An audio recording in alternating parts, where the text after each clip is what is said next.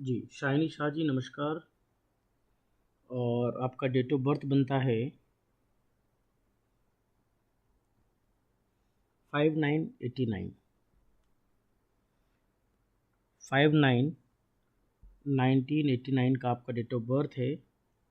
समय बनता है आपका 1:31 1:31 दोपहर का। जन्म समय है आपका कोलकाता।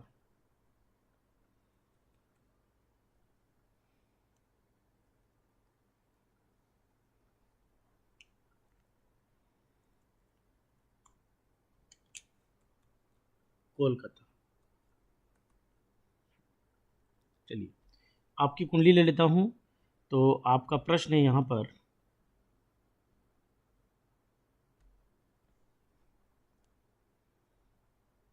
मेरी शादी कब होगी, शादी का रिश्ता खुद से आएगा, मैरिड लाइफ कैसी होगी। तो चलिए कुंडली को समझ लेते हैं आपके। सबसे पहले तो देखिएगा, आपकी कुंडली जो है यहाँ पर, तो मैं सबसे पहले यहाँ पर कुंडली को बाइफरकेट कर लेता हूँ।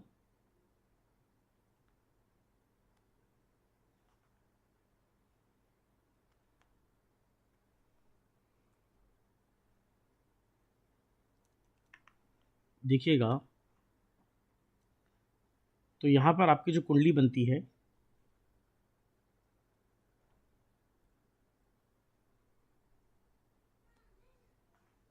एक बार आपकी महादशा भी ले लेता हूँ मैं।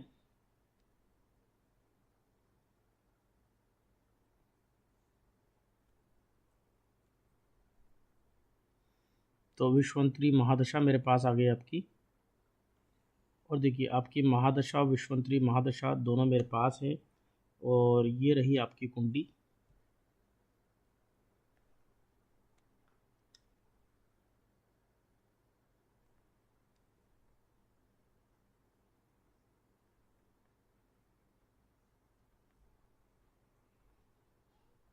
तो देखिए साइनी शाह जी, आपकी कुंडली बनती है यहाँ पर, धनु लग्न की आपकी कुंडली है। और साथ ही अगर देखा जाए तो आपकी जो राशि बनती है वो तुला राशि है। 7 नंबर यहाँ पर लिखा है, आपकी तुला राशि बनती है। आपका प्रश्न है कि आपका वैवाहिक जीवन कैसा रहेगा, और साथ ही आपका प्रश्न ये भी है कि मैरिड लाइफ कैसी होगी और शादी के योग कब है। तो देखिए, अभी कुंडली में अगर हम गोचर समझें तो कुंडली में भी 2023 अप्रैल से 2023 आई थिंक ऑलमोस्ट अप्रैल या मई से आपकी कुंडली में योग शुरू हुए हैं। किसके? शादी के। और ये योग चलेंगे आपके लगभग लगभग 2024 मई तक। तो 2024 मई तक आपके शादी की योग है। बहुत प्रबल योग अगर मैं बोलूँ तो अभी नहीं है, लेकिन हाँ, डेफिनेटली ये योग बनता है वो 2025 मई के बाद। यहाँ से लेकर 2026 जुलाई के बीच में आपकी कुंडली में बहुत अच्छे योग बनेंगे शादी के। तो ये डेफिनेटली शादी के लिए जो समय है बहुत अच्छा समय है आपकी कुंडली में। अभी जो समय चल रहा है वो लगभग मान के चलिए कुंडली में ठीक है, इसमें शादी के योग बनते हैं। अच्छा, अब आपका अगला प्रश्न आता है कि आपकी कुंडली में वैवाहिक जीवन कैसा रहेगा। तो देखिए, आपकी कुंडली के अगर वैवाहिक जीवन की बात करूं मैं, तो वैवाहिक जीवन को हम समझते हैं आपके सप्तमेश से और सप्तमेश की स्थिति से। साइनी शाह जी, देखिएगा, आपकी कुंडली में सप्तमेश की स्थिति को समझ लेते हैं। आपका तो विवाह का मैंने आपको समय बता दिया, आपका विवाह कब होगा। अगला प्रश्न आपका ये है कि शादी के रिश्ते खुद से आएगा क्या, और मैरिड लाइफ कैसी रहेगी। तो देखिए, शादी का रिश्ता तो डेफिनेटली आपकी कुंडली में भी हम समझ लेते हैं। और शादी के लिए प्रयास तो खुद को करने ही पड़ेंगे, देखने पड़ेंगे कुंडली में क्या स्थिति बनती है। लेकिन अब बात करता हूँ कि आपके जीवन में वैवाहिक सुख की स्थिति क्या है। तो देखिए, आपकी किसी भी कुंडली में जब विवाह को समझते हैं तो उसके लिए हम सप्तम भाव को देखते हैं। तो ये आपका सप्तम भाव है। और सप्तम भाव के जो स्वामी बनते हैं, यहाँ पर आप देखिए तीसरी राशि लिखी है, और तीसरी राशि के स्वामी बनते हैं बुध, जो यहाँ पर आपके दसम भाव में स्थित है। दसम भाव में स्थित है। अब देखिए कुंडली में एक चीज़ हमेशा समझिएगा कि यदि कुंडली में बहुत ज़्यादा पाप ग्रह विराजित होते हैं तो कुंडली में विलंब होता है और वैवाहिक जीवन में ज़्यादा सुख नहीं रहता है। तो सबसे पहले इसमें कुंडली में नेगेटिव चीज़ की बात करता हूँ। आप देखिए कुंडली में लग्न में शनि बैठा हुआ है।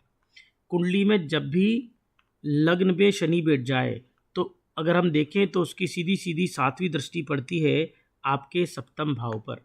और विवाह के स्थान पर, यदि विवाह के स्थान पर किसी भी पाप ग्रह की दृष्टि पड़े, विशेषकर अगर शनि की दृष्टि पड़े, यहाँ पर शनि की जो दृष्टि बहुत अच्छी नहीं है। शनि की दृष्टि जब भी सप्तम भाव पर पड़ेगी ये विवाह को लेट करता है, विवाह को लेट करेगा, विवाह को विलंब करेगा, ये हमेशा योग बनेंगे। तो एक चीज़ समझिएगा कि आपकी कुंडली में विवाह विलंब तो है, ये मानकर चलिए। आप अगर देखें तो आपकी date of birth no doubt आपका समय जो है 89 है, तो डेफिनेटली आप अभी ऑलरेडी लेट हो गए। क्यों लेट हुए उसका रीज़न क्या था? आपकी कुंडली का ये शनि का सप्तम भाव को देखना। दूसरी चीज़, ज्योतिष शास्त्र में हम एक बहुत अच्छा कथन पढ़ते हैं कि गुरु जहाँ बैठता है उस जगह की हानि करता है। देखिए गुरु सप्तम भाव में जब भी बैठेगा तो आपको सप्तम भाव से संबंधित चीज़ों को विलंब करेगा, लेट करेगा। हाँ, अगर गुरु यहाँ पर बैठा होता, अगर गुरु यहाँ लग्न में बैठा होता, गुरु यहाँ बैठा होता, तो गुरु की पंचम सप्तम और नवम दृष्टि से गुरु यहाँ पर देखे तो गुरु सप्तम भाव को देखता है तो बहुत अच्छा है। लेकिन यदि गुरु स्वयं जाकर सप्तम भाव में बैठ जाए तो विवाह में विलंब का कारक बनता है। तो एक तो शनि ने आपकी शादी में विलंब करा, दूसरा विलंब करा गुरु की इस जगह पर स्थिति पर बैठने पर। अच्छा, तो क्या वैवाहिक जीवन आपका कष्टकारी है? नहीं, कष्टकारी नहीं है, क्योंकि आप देखिए कि जितने भी अदर आपके पाप ग्रह हैं, जैसे सूर्य एक पाप ग्रह है, मंगल एक पाप ग्रह है और साथ ही राहु एक पाप ग्रह है। ये जितने भी पाप ग्रह हैं यहाँ पर, इवन केतु आपको जो पाप ग्रह दिख रहा है, ये सारे के सारे पाप ग्रह किसी भी तरह से आपके ना तो सप्तमेश को देखते हैं जो बुध है, ना ही आपके सप्तम भाव को देखते हैं। तो कुल मिलाकर आपकी कुंडली जो है वो सिर्फ और सिर्फ किसके कारण पीड़ित होती है? शनि के कारण। राहु, सूर्य, केतु और मंगल के कारण कुंडली में किसी भी तरह का दोष नहीं है। तो सिर्फ शनि के कारण आपका वैवाहिक जीवन में विलंब रहेगा। दूसरी बात आती है कि वैवाहिक जीवन में विलंब रहेगा, हस्बैंड का नेचर कैसा होगा? हस्बैंड बहुत मैच्योर होगा, हस्बैंड दिखने में सुंदर होगा। देखिए सप्तम भाव पे गुरु की दृष्टि जब पड़ती है या गुरु खुद विराजमान होता है, आप मान के चलिए कि ऐसा व्यक्ति सुंदर पति मिलता है और पति की कुंडली में हो तो सुंदर पत्नी के योग बनते हैं। हाँ, लेकिन आपका जो हस्बैंड होगा बहुत मैच्योर होगा, बहुत रैशनल माइंड का होगा। इवन अगर देखिए आपकी कुंडली में भी लग्न में शनि बैठा है तो ऐसा व्यक्ति सही को सही और गलत को गलत बोलता है। तो आपकी कुंडली में भी बहुत अच्छे योग बनते हैं कि हाँ, आपके कुंडली में योग है कि आपका स्वयं का नेचर ऐसा है कि आप बहुत रैशनल डिसीजन लेते हैं, जो गलत को गलत बोलते हैं और सही को सही बोलते हैं। इवन आपके हस्बैंड का नेचर भी इस तरह से ही रहेगा, तो आपकी कॉम्पैक्टेबिलिटी बहुत अच्छी रहेगी, वैवाहिक जीवन अच्छा गुजरेगा, वैवाहिक जीवन में कहीं से कहीं तक कोई आपको दिक्कतें नहीं आएंगी, ये योग जरूर बनता है। अच्छा देखिए, हम जब भी अष्टम भाव की बात करते हैं, ये हमारा अष्टम भाव है और अष्टम भाव के स्वामी बनते हैं चंद्रमा, जो बैठे हैं आपके एकादश भाव में। देखिए एकादश भाव 2-3 चीज़ों का कारकत्व लेके बैठता है। पहला तो ये बताता है कि आपके कुंडली में लाभ की स्थिति कैसी है, आप जहाँ जॉब या बिजनेस करेंगे उसमें कितना लाभ होगा। तो ससुराल से आपका सीधा सीधा लाभ का संकेत जुड़ता है।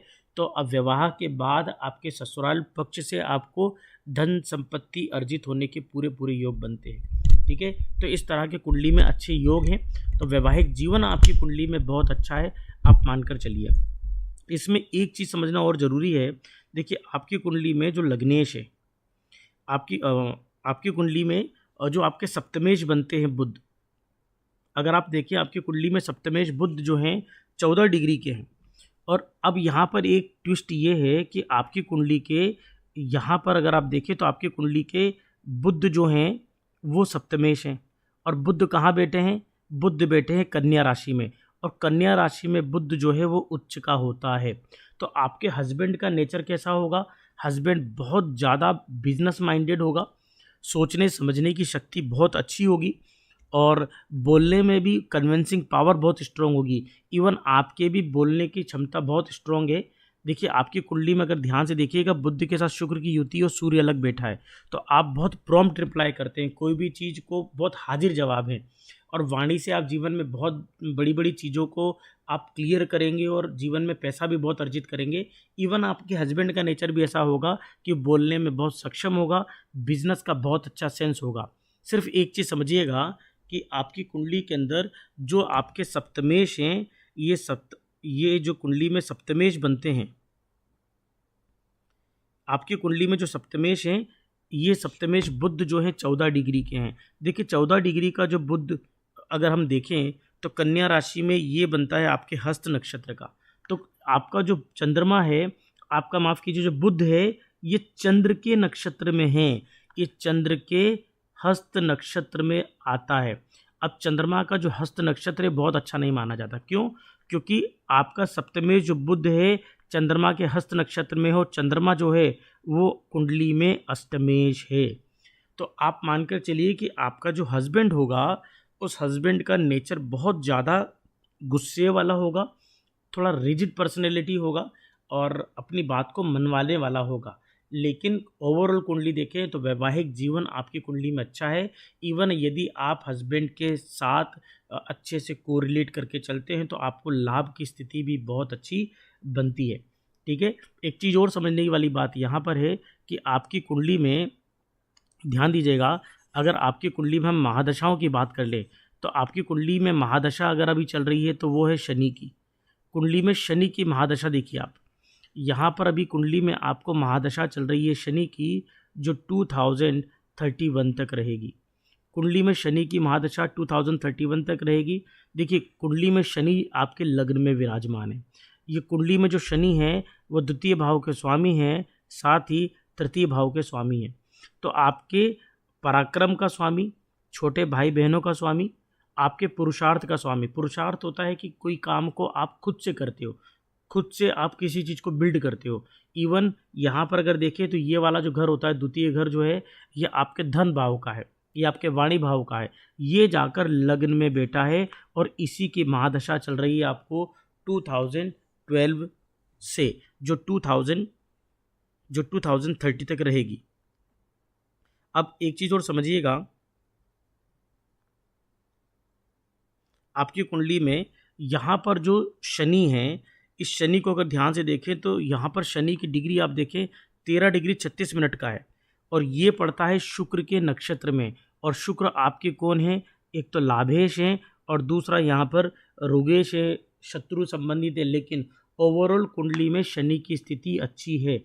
तो ये 2012 से 31 का जो समय चल रहा है, ये कुंडली में कुल मिलाकर योग कारक ही है। हाँ, 31 के बाद आपको महादशा लगेगी बुध की, और ये समय अगर पॉजिटिव है तो ये समय आपके लिए ट्रिपल पॉजिटिव रहेगा, क्योंकि बुध आपकी कुंडली के में 10वें भाव पर बैठा है जो उच्च का है, और ये आपके वैवाहिक जीवन के लिए भी सपोर्टिव रहेगा 31 के बाद, और साथ में आपके करियर के लिए भी बहुत ही अच्छा रहेगा। लेकिन एक चीज़ को ध्यान रखिएगा, क्योंकि बुध आपका हस्त नक्षत्र का है, और जो हस्त नक्षत्र है ये चंद्रमा का नक्षत्र है, और चंद्रमा जो है वो आपके अष्टमेश हैं। यही कारण है कि आपकी कुंडली में ये जो पूरी समय रहेगा, स्ट्रेस ज़रूर रहेगा थोड़ा सा, लेकिन ओवरऑल धन के हिसाब से, ये पैसों के हिसाब से आपके लिए बहुत अच्छा रहेगा।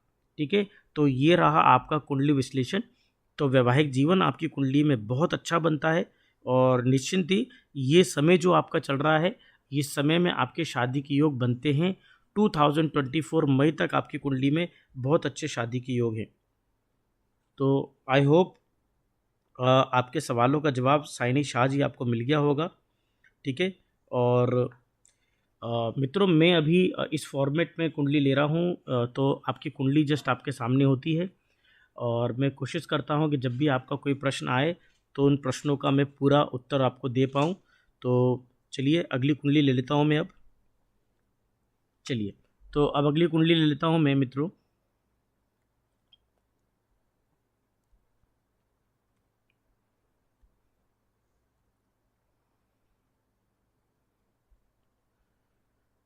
चलिए अगली कुंडली ले लेता हूँ मैं यहाँ पर।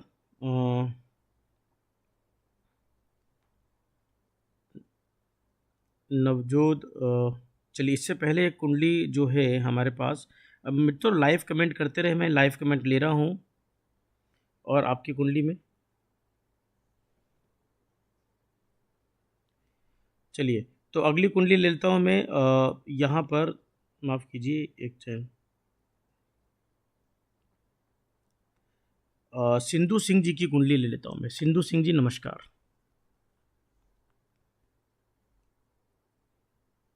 जी सिंधु सिंह जी नमस्कार। सिंधु सिंह की आईडी से तुषार जी की कुंडली मेरे पास है, तो तुषार जी आपकी कुंडली ले लेता हूँ मैं।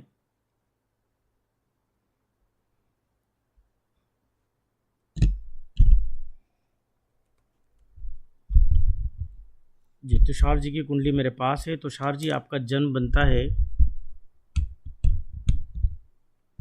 जी तुषार जी आपका जन्म समय है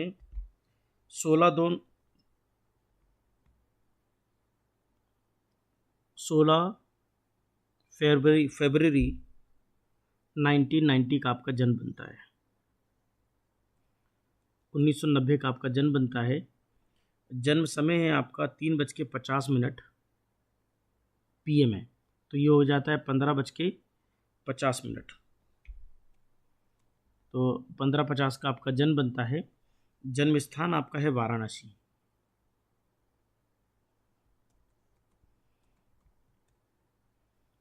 वाराणसी।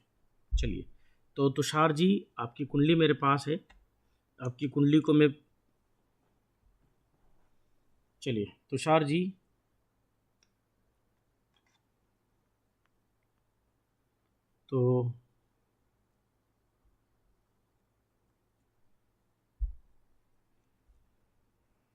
तो तुषार जी नमस्कार। आपकी कुंडली ले लेता हूँ मैं।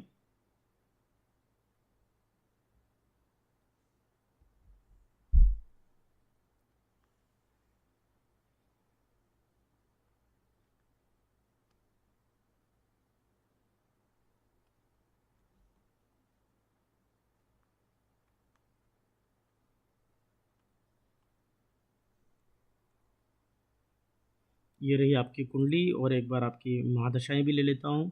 तो महादशाओं का भी अपना एक विशेष महत्व है।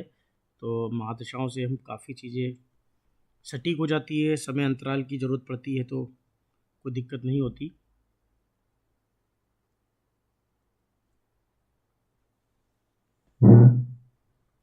चलिए, तो ये आपकी कुंडली मैंने ले ली है यहाँ पर।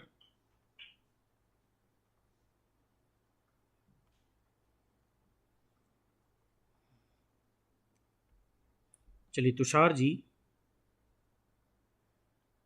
तो आपकी कुंडली मेरे पास है। आप हाँ, सिंधु जी की आईडी से तुषार जी का प्रश्न है।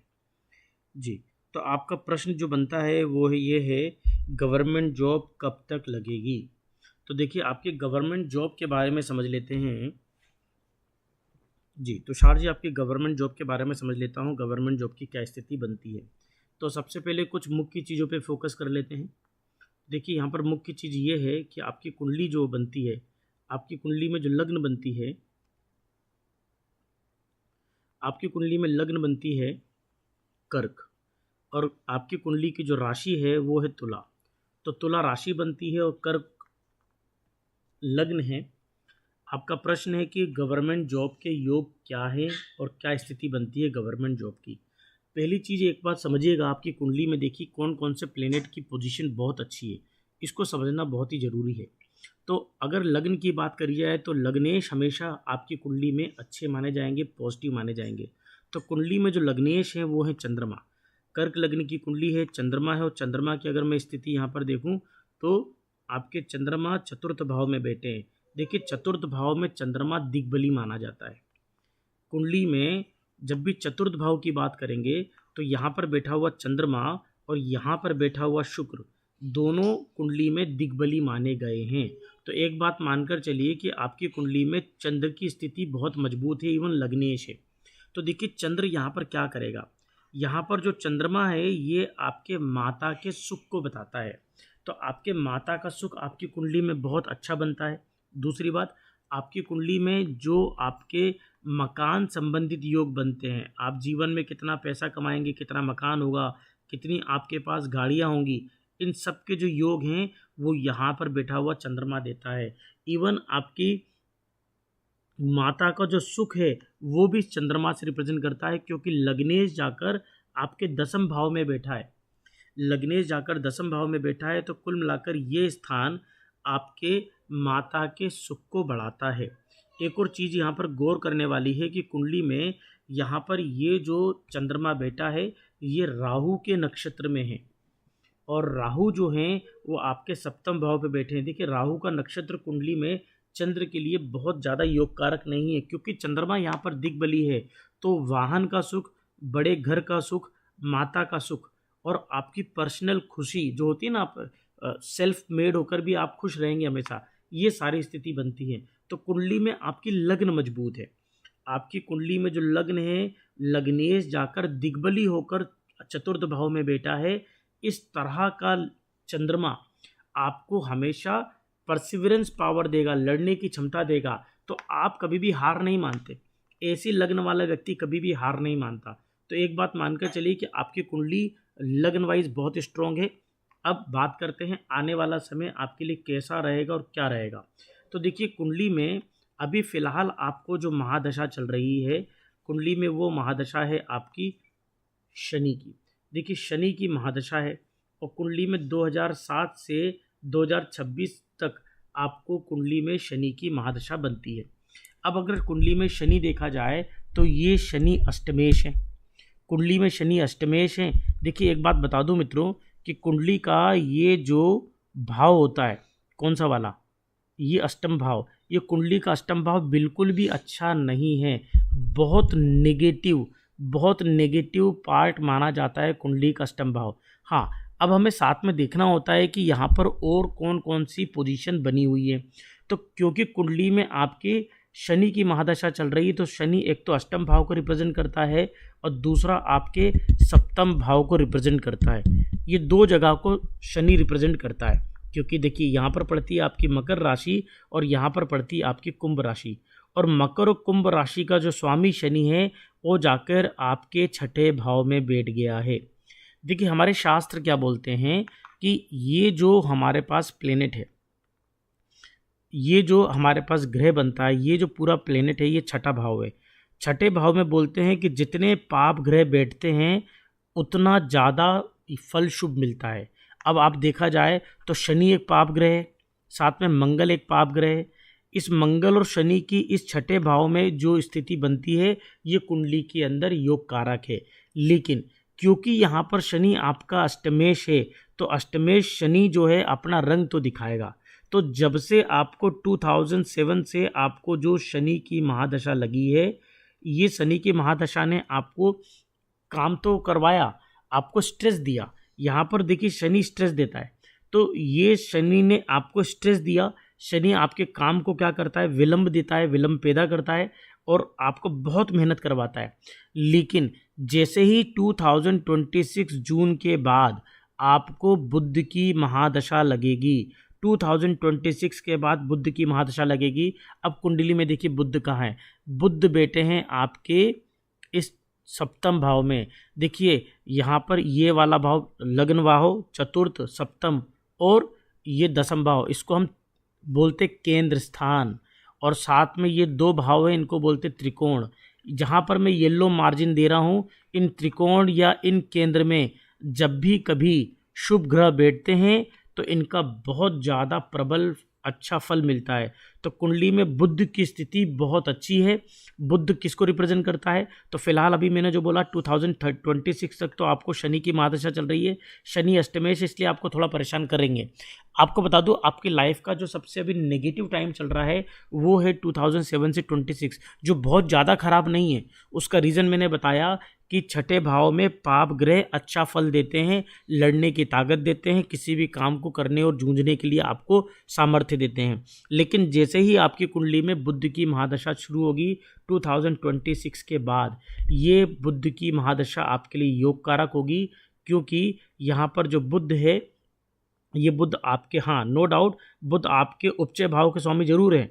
यहाँ पर ये तृतीय भाव और द्वादश भाव के स्वामी हैं, लेकिन बुध अपने मित्र की राशि में बैठा है। बुध जो है यहाँ पर अपने मित्र की राशि में बैठा है। देखिए कुंभ राशि कुंभ राशि शनि की मानी जाती है और शनि बुध का मित्र है। और आप एक और चीज़ ध्यान दें, यहाँ पर जो बुध है ये लगभग लगभग 12 डिग्री का बुध है। अब देखिए 12 डिग्री का बुध है तो कहीं ना कहीं ये श्रवण नक्षत्र का है। इसके चंद्र जो हैं वो नक्षत्र स्वामी होते हैं। तो श्रवण नक्षत्र में आपके बुध महाराज विराजमान हैं। और एक चीज़ समझिएगा, चंद्र नक्षत्र किसका है? लग्न का है, लग्नेश का है।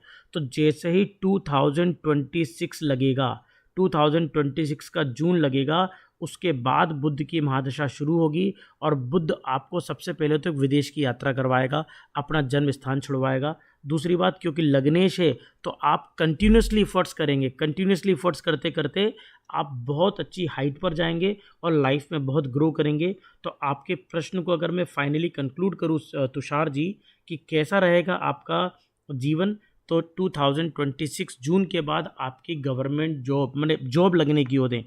अब बात आती है क्या गवर्नमेंट जॉब लगेगी कि प्राइवेट जॉब लगेगी? तो देखिए इस कुंडली में मुझे जहाँ तक लगता है इस कुंडली में प्राइवेट जॉब के योग ज़्यादा हैं as compared to government job. तो मेरा मानना है कि आप थोड़ा जॉब पर फोकस करें, प्राइवेट जॉब को ऑप्ट करें, वो आपकी कुंडली में बहुत अच्छी स्थिति बनती है।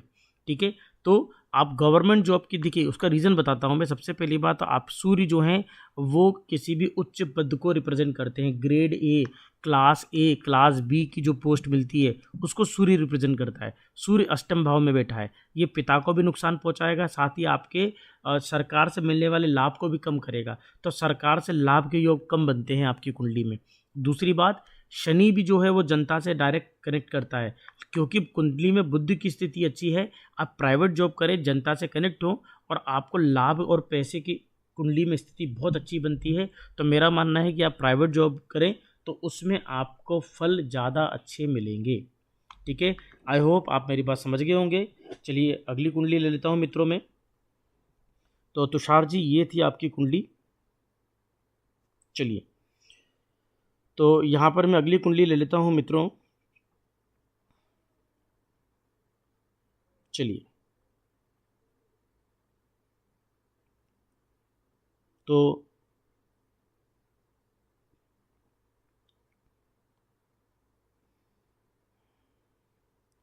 अनुश्री दास जी की कुंडली ले लेता हूँ। अनुश्री दास जी नमस्कार।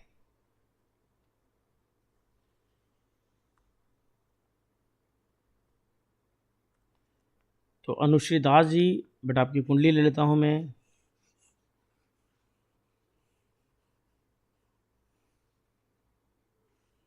चलिए तो अनुश्री दास जी नमस्कार, आपकी कुंडली ले लेता हूँ मैं।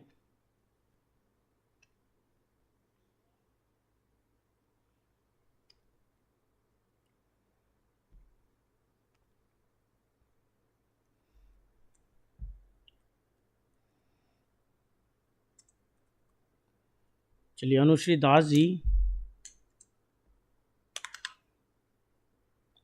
आपकी डेट ऑफ बर्थ बनती है 6/9/1999, 16 माफ़ कीजिए, आपकी डेट ऑफ बर्थ बनती है 16/9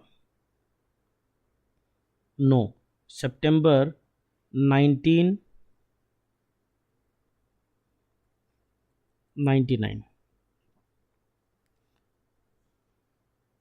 जन्म समय है 11:15 सुबह का।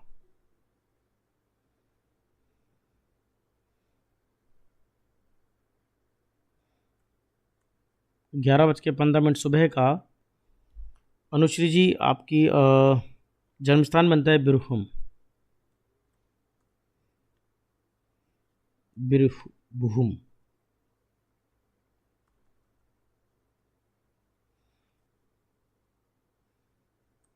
BHUM, बंगाल।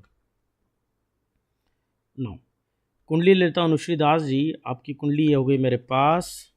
आपका प्रश्न है स्केट एग्ज़ाम क्लियर करने की और गवर्नमेंट कॉलेज लेने के कितने चांस हैं या फिर प्राइवेट MBA करना पड़ेगी। देखिए आपकी कुंडली को ले लेता हूँ मैं यहाँ पर।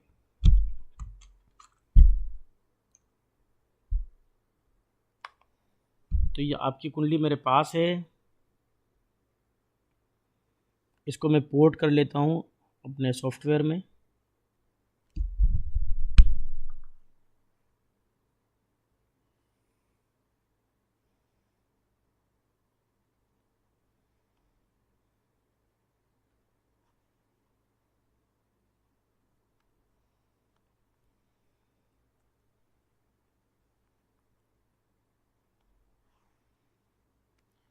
और महादशाएं भी ले लेता हूँ, जो आपको बताएंगे कि आपका आने वाला समय कैसा है।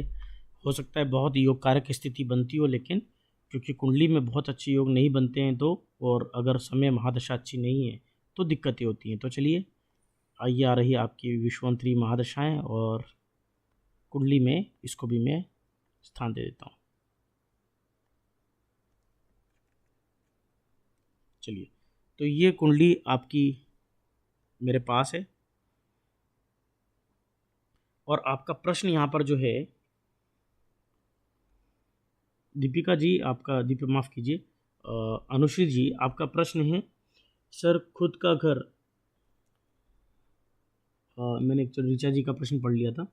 आपका प्रश्न है, सर खुद का घर कब होगा, फाइनेंशियल स्टेटस कब ठीक होगा। तो आपका प्रश्न है फाइनेंशियल स्टेटस से रिलेटेड। ठीक है, तो चलिए कुंडली को समझ लेते हैं। आपकी पहली बात, पहले आपकी कुंडली बनती है वृश्चिक लग्न की, और यहाँ पर चंद्रमा और मंगल दोनों ही स्थित हैं। देखिए यहाँ पर जो लग्नेश हैं, लग्नेश मंगल हैं, और लग्नेश मंगल यहाँ पर अपने ही घर में बैठे हैं। इस तरह का मंगल बहुत पावरफुल होता है, बहुत अच्छी स्थिति में होता है। जितने प्लस बनाता हूँ वो आपको कुंडली में थोड़ा अच्छा फेवरेबल पोजीशन रिप्रेजेंट करते हैं। ठीक है, साथ में अगर हम देखें तो कुंडली में यहाँ पर चंद्रमा जो हैं वो नीचस्थ हैं, नीच राशि में चंद्रमा विराजमान है। देखिए वृश्चिक राशि में चंद्रमा को अच्छा नहीं माना जाता, चंद्रमा की स्थिति कुंडली में अच्छी नहीं है। हालांकि डिग्री से वो परम नीच के नहीं है, लेकिन फिर भी नीच के चंद्रमा यहाँ पर बनते हैं। और चंद्रमा यहाँ पर जो है वो भाग्य के कारक हैं। हालांकि यहाँ पर चंद्रमा और मंगल, चंद्रमा जहाँ नीच का है वहीं पर मंगल अपने स्वराशि में है, तो यहाँ पर नीच भंग होता है, तो चंद्रमा का मिलने वाला नेगेटिव इम्पैक्ट आपको नहीं लगेगा। फिर भी चंद्रमा के पूर्ण दोष खत्म नहीं होते हैं, इस चीज़ को आप ध्यान दें।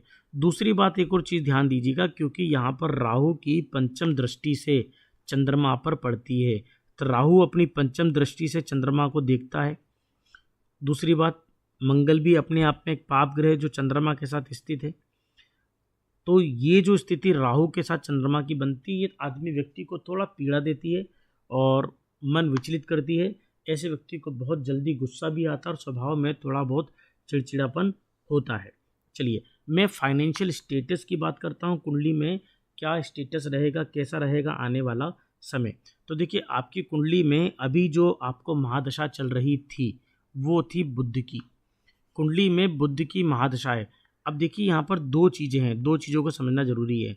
आपकी कुंडली में बुध की महादशा है, कन्या राशि का बुध आपकी कुंडली में उच्च का है एकादश भाव में, लेकिन क्योंकि वृश्चिक लग्न में बुध बहुत योग कारक नहीं होता, आपकी कुंडली में बुध एक तो अष्टमेश था, दूसरा एकादश था। ये दोनों उपचय भाव हैं, ये दोनों कौन से भाव हैं, उपचय भाव हैं।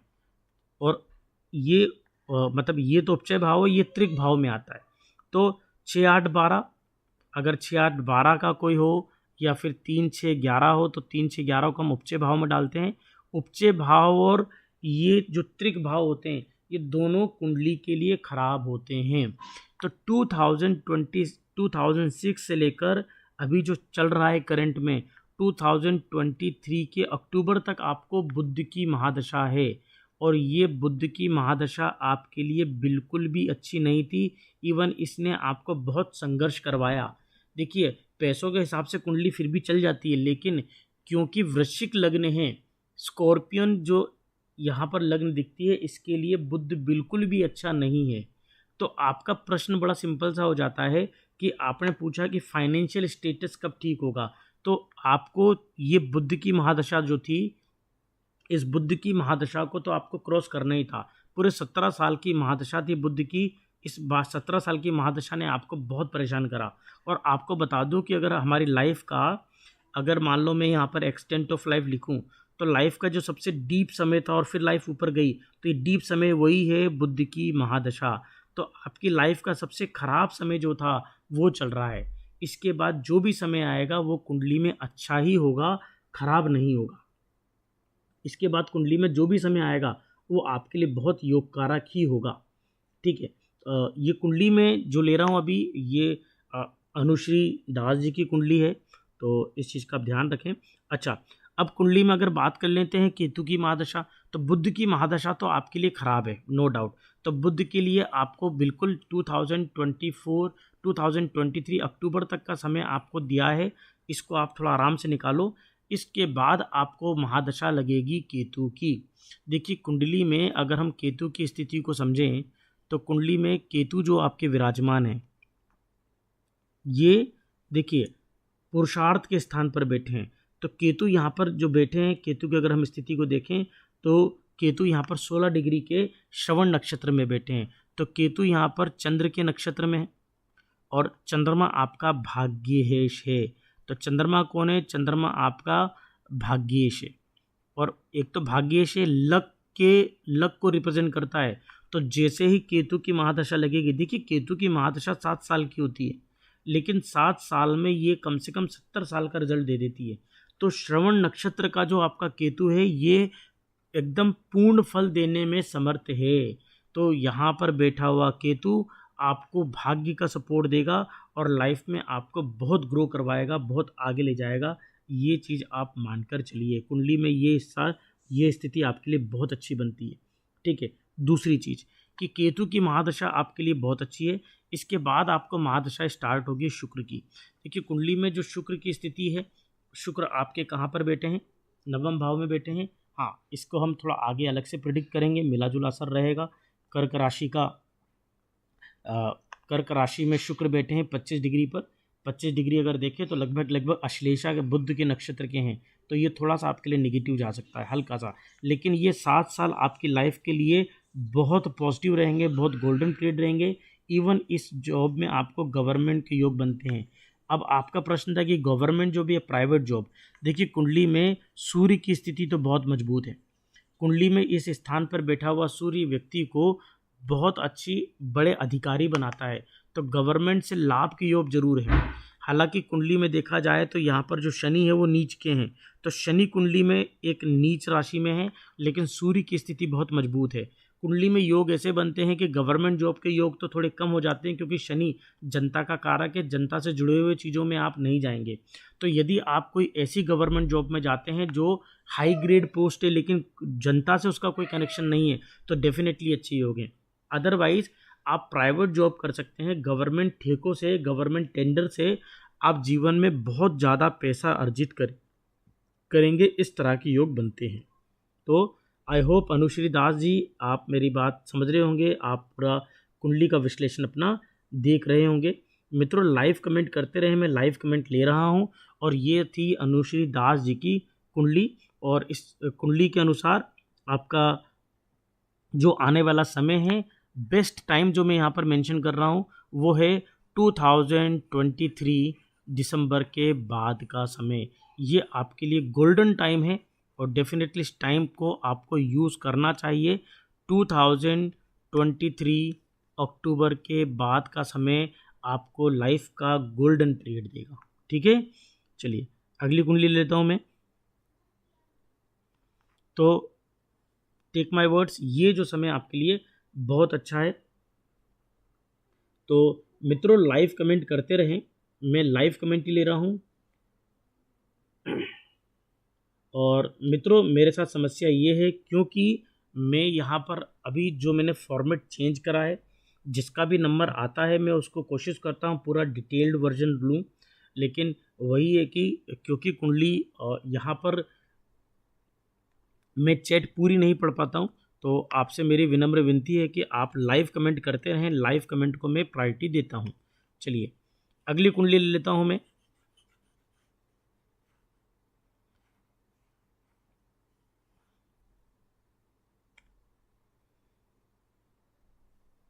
चलिए तो अगली कुंडली ले लेता हूँ मैं। यहाँ पर हमारे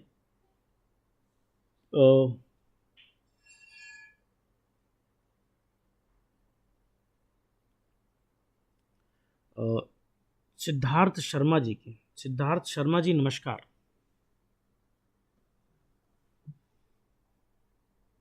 सिद्धार्थ शर्मा जी अगर लाइव है तो प्लीज़ कमेंट करें।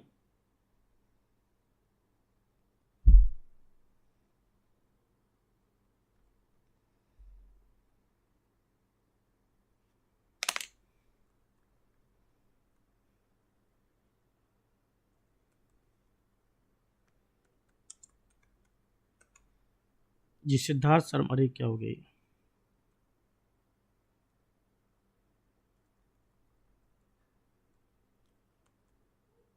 सिद्धार्थ शर्मा जी, आपकी कुंडली मेरे पास है। आपका जन्म समय है 3/10/30 अक्टूबर 1989। जन्म समय बनता है आपका 15:35। 15:35 का आपका जन्म समय है।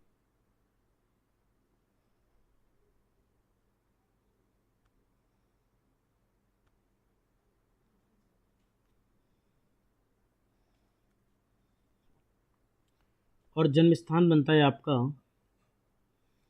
चक्रधरपुर। कहाँ है ये, देख लेते हैं।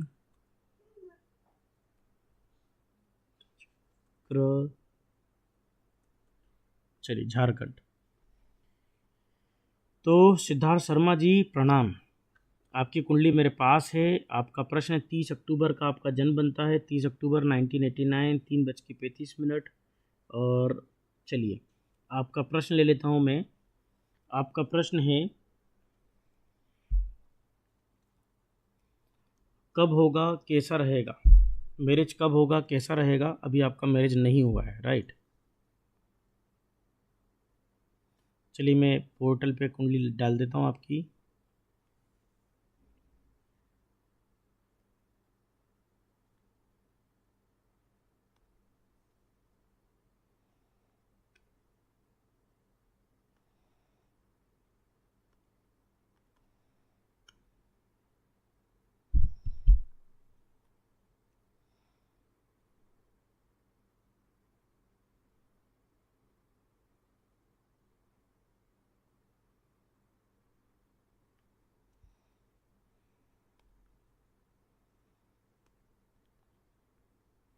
महादशा भी ले लेता हूँ आपकी एक बार में, जस्ट वेट करिएगा।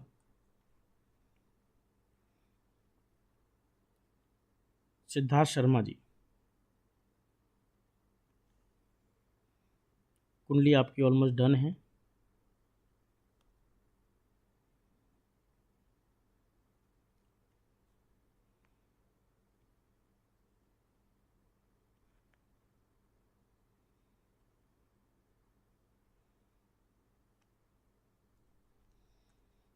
चलिए आपकी कुंडली मैंने बना ली है। आपका प्रश्न जो है, आपका प्रश्न बनता है कि बिजनेस में सफलता है प्लाईवुड की, और उपाय बताएं क्या करें, और मैरिज कब होगी कैसी रहेगी। तो आज मैरिज पे आपका प्रश्न ले लेता हूँ। तो मैरिज के बारे में आपका प्रश्न ले लेता हूँ जी। तो देखिएगा, आपकी कुंडली को ज़रा समझ लेते हैं। आपकी कुंडली बनती है यहाँ पर, मेरे से संबंधित आपका प्रश्न है। कुंडली बनती है आपके मीन लग्न की, मीन लग्न की कुंडली है। और आपके चंद्रमा अष्टम भाव में विराजमान है तुला राशि में। साथ ही बुध, मंगल और सूर्य की स्थिति बनती है। तो देखिए, इस चीज़ को मैं पहले समझा देता हूँ कि हम जब भी कुंडली को स्टडी करते हैं विवाह संबंधित के लिए, तो विवाह के लिए हमें एक स्थान जरूर देखना पड़ता है, जो है सप्तम भाव। तो कुंडली का ये सप्तम भाव, इस पर जितने पाप ग्रहों की दृष्टि पड़ेगी आपके वैवाहिक जीवन में उतनी समस्याएं रहेंगी। तो हम इसको ज़रा समझ लेते हैं, ठीक है। इसको ज़रा हम समझ लेते हैं। अब देखिएगा आपकी कुंडली में, तो सबसे पहले यहाँ पर पाप ग्रह की कौन कौन सी दृष्टि पड़ती है। तो सबसे पहले आपकी कुंडली में पहला पाप ग्रह आता है, जो है सूर्य, माफ़ कीजिए शनि। शनि अपनी 10वीं दृष्टि से, शनि अपनी 10th दृष्टि से आपके सप्तम भाव को देखता है।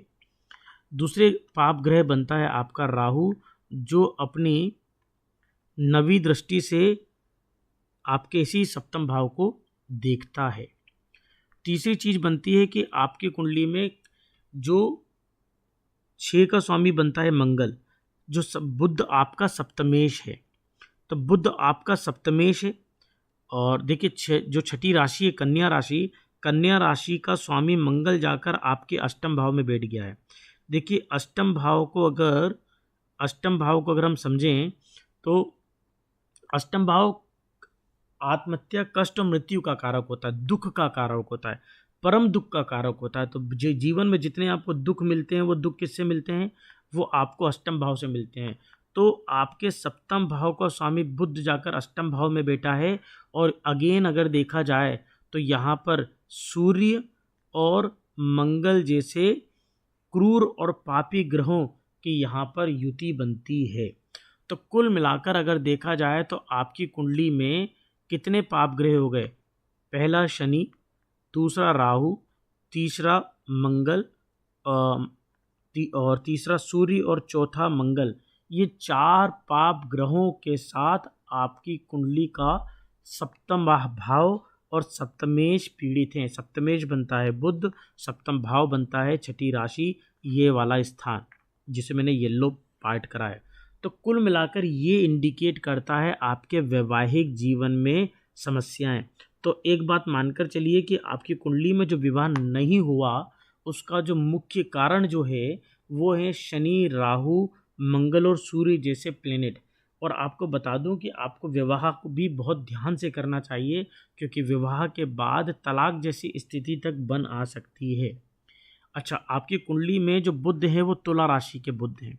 तो अगर मैं यहाँ पर अगर बुध पे फोकस करें तो आपके जो बुध बनते हैं, जो सप्तमेश हैं, ये तुला राशि के हैं। और अगर आप देखें तो 6 डिग्री का बुध है, 6 डिग्री 1 मिनट का। तो ये मंगल के नक्षत्र में है।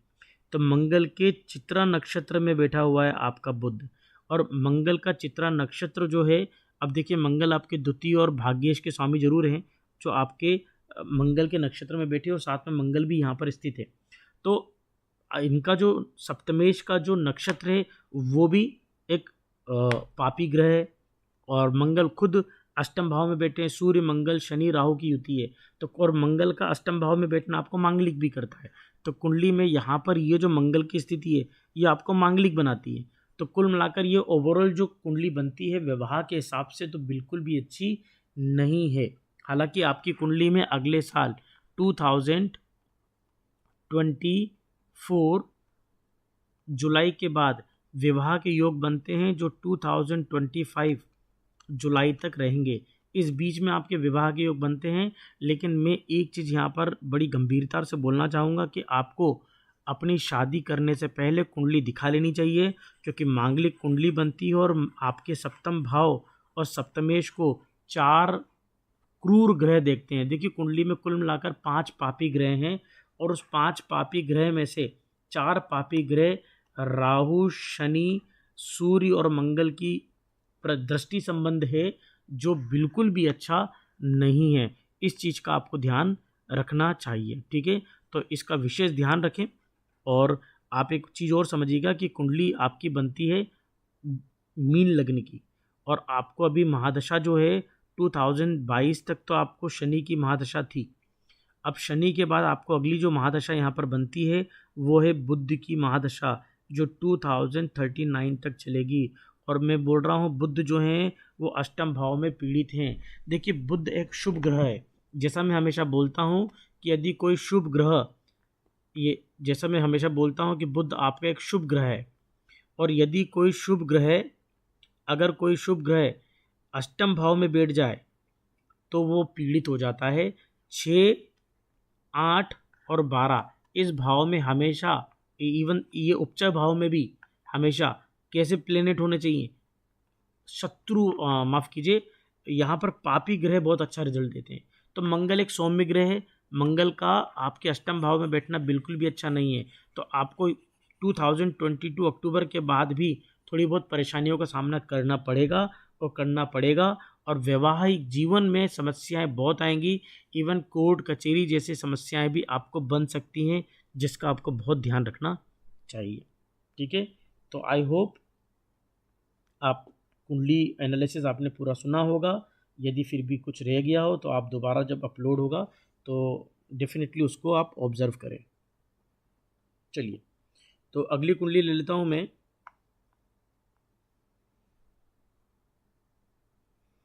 चलिए अगली कुंडली ले लेता हूँ मैं। यहाँ पर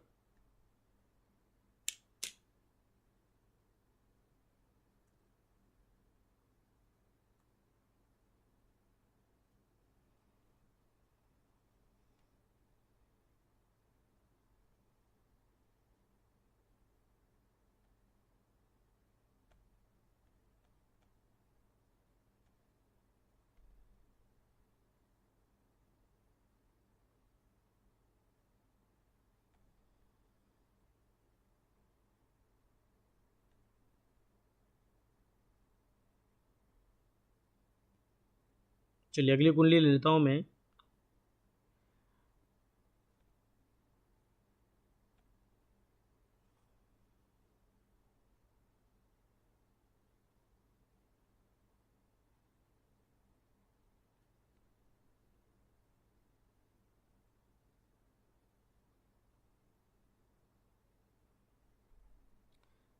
दृष्टि रोग जी, देखिए आपका प्रश्न है कि आप इग्नोर कर रहे हैं।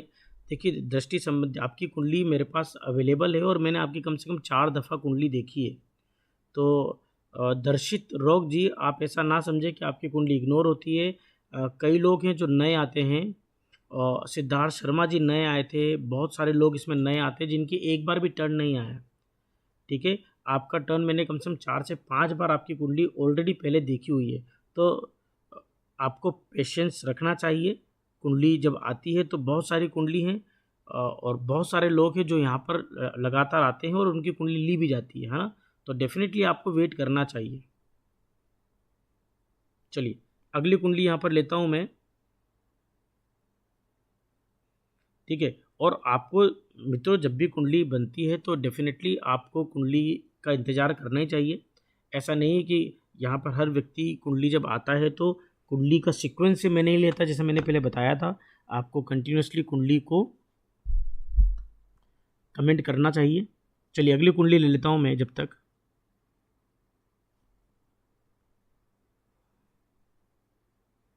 हाँ, है ना दर्शित जी, आपको डेफिनेटली वेट करना चाहिए बेटा।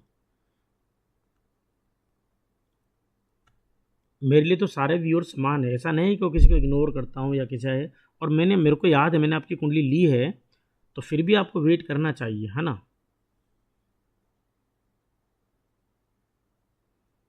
जी, तो यहाँ पर मैं कुंडली ले लेता हूँ। चलिए अभी तो मैं फिर अभी की आपकी कुंडली ले लेता हूँ दर्शित जी। लेकिन मेरा सबसे रिक्वेस्ट ये रहेगा कि आप हमेशा पॉजिटिव रहें। आपका समय ज़रूर लगता है इसमें अभी, क्योंकि मैंने फॉर्मेट भी चेंज कराई है, तो डेफिनेटली इसमें टाइम लगता ही है। और मैं कोशिश करता हूँ जिसकी कुंडली लूँ अब उसको प्रॉपरली डील करूँ, अच्छे से करूँ। ठीक है, चलिए तो चलिए कुंडली ले लेता हूँ मैं दर्शित जी की। दर्शित जी, आपका जन्म बनता है 28/3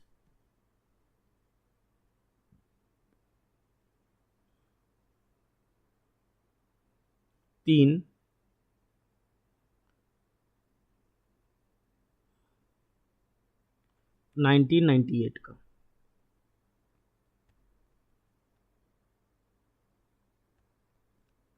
जन्म स्थान है वडोदरा, अलकापुरी,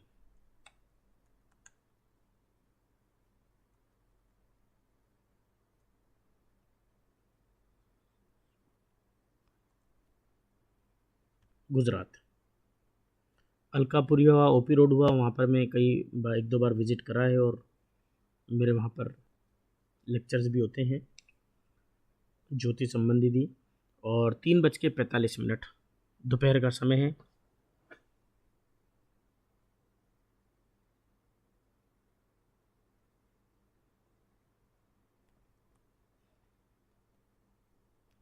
तो देखिए 28 मार्च 1998 का जन्म है, वडोदरा। और कुंडली है हमारे पास दर्शित रोग जी की। चलिए आपकी कुंडली ले लेता हूँ मैं, और यहाँ पर चलिए देखिएगा।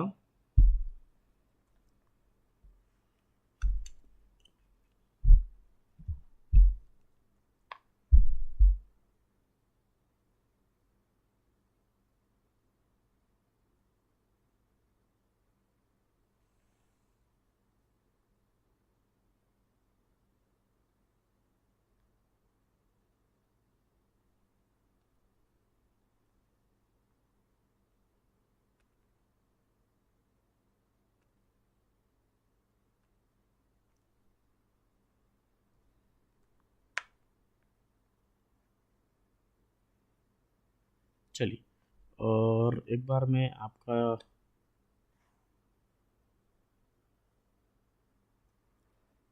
अच्छा, ग्वालियर में वेलकापुरी है, हाँ। ग्वालियर में मैं एक बार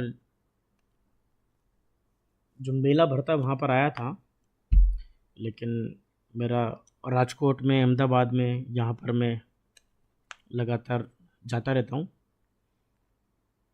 और अरे, कुंडली कहाँ गए हमारे दर्शित जी की? महादशाएं में ले लूँ एक बार।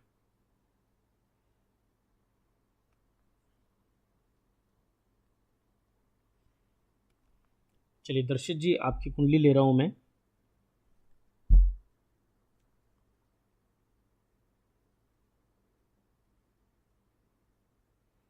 और चलिए, तो ये आपकी कुंडली बनती है।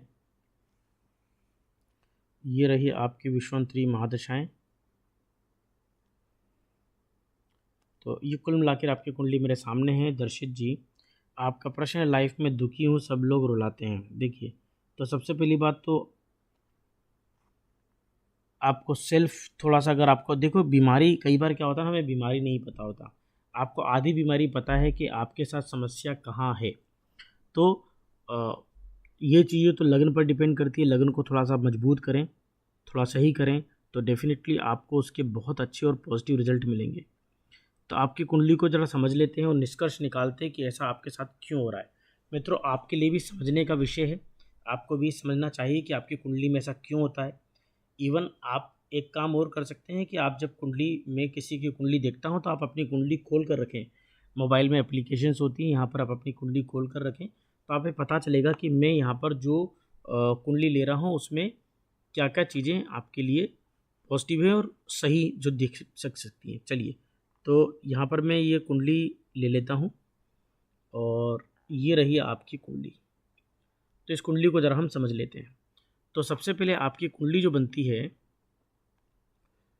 कुंडली में लग्नेश। देखिए, कभी भी किसी व्यक्ति के जीवन में अगर दुख होता है, दुख का कारण होता है, तो दुख के कारण के लिए मैं मानता हूँ मून की स्थिति को समझना बहुत ज़रूरी है।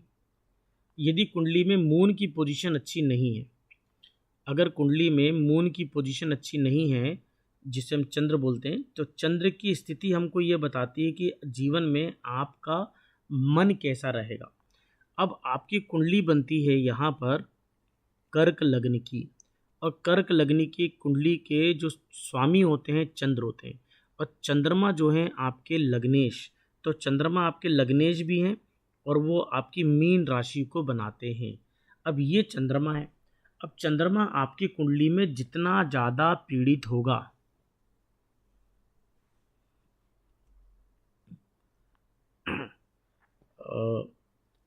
संजय जी कह रहे हैं, गुरुजी आपके दर्शन करने के लिए बड़ी लालसा है। तो जल्दी मैं लाइव आऊँगा। कुछ ऑब्लिगेशन के कारण मैं यहाँ पर अभी नहीं आ पाता लाइव, और जल्दी लाइव आऊँगा मैं, है ना। तो सिंह लग्न है मेरा, आपका सिंह लग्न तो नहीं है। देखिए, कुंडली मैंने आपके सामने बनाई थी दर्शित जी, ये कुंडली है आपकी। मैं एक बार आपकी कुंडली बताता हूँ, देखिएगा दर्शित जी। आप 28 मार्च 1998 का आपका जन्म है। आई थिंक स्क्रीन पर आपको दर्शित जी दिख रहा होगा अपना डिटेल। एक बार दोबारा मैं आपका मेंशन करता हूँ। देखिए, 28 मार्च 1998 का आपका बर्थ है और जन्म है आपका 3:45। गलती हो गई क्या? हाँ, यहाँ गलती हो गई मेरे से कि शायद मैंने यहाँ पर आपका समय जो था 3:45 की जगह 3:35 डाल दिया, है ना। ये समस्या रही, तो इसको करेक्ट कर लेता हूँ मैं।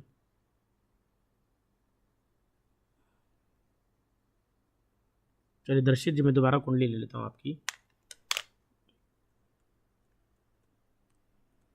दर्शित जी का, बिल्कुल दर्शित जी, मैंने आपका 12:35 ले लिया था।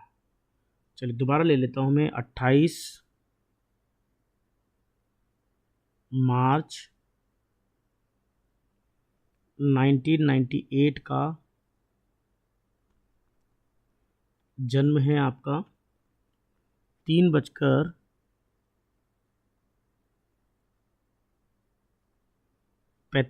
मैंने 35 डाल दिया था, ये चक्कर हो गया था, कोई दिक्कत नहीं। और बड़ोदरा।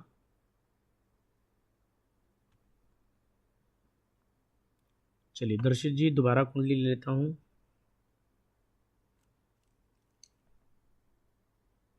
और अरे यार,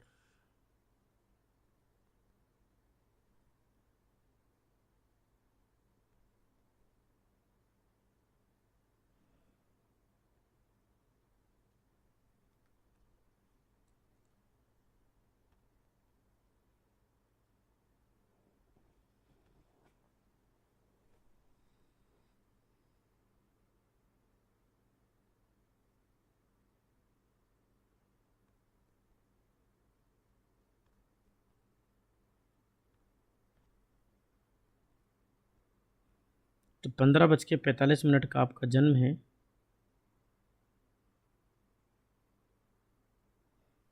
चलिए 15:45 आपका जन्म है जी, मैंने कंसिडर कर लिया आपके सिंह लग्न है बिल्कुल। और ये आपके सिंह लग्न आ गई है। देखिए कुंडली में मैंने सिंह लग्न ले ली है, निश्चिंत रहें।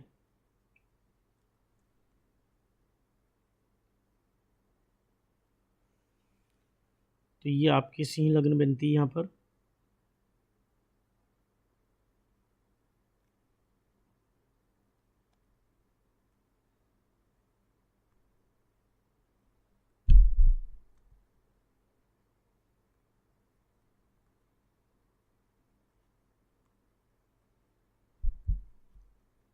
चलिए ये सिंह लग्न बनती है और आपकी महादशाओं में भी अंतर आएगा।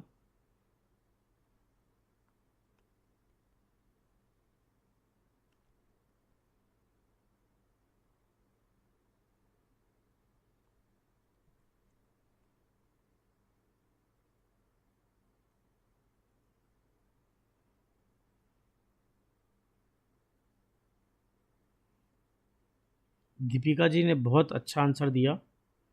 दीपिका जी बहुत ही पॉजिटिव, आपकी कुंडली में चंद्रमा की स्थिति बहुत अच्छी होगी दीपिका जी, बता रहा हूँ मैं।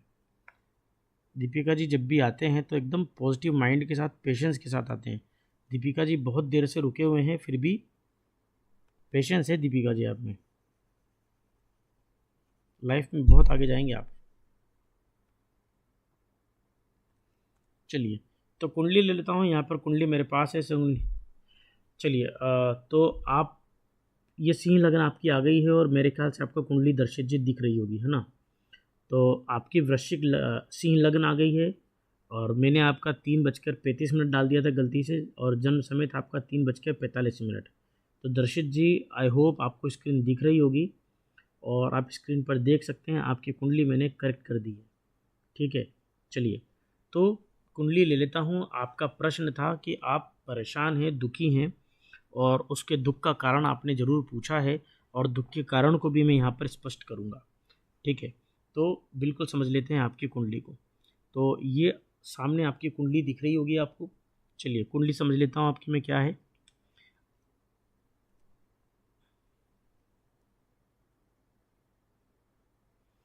तो देखिए आपकी कुंडली में यहाँ पर बनती है सिंह लग्न। तो सिंह लग्न की कुंडली है।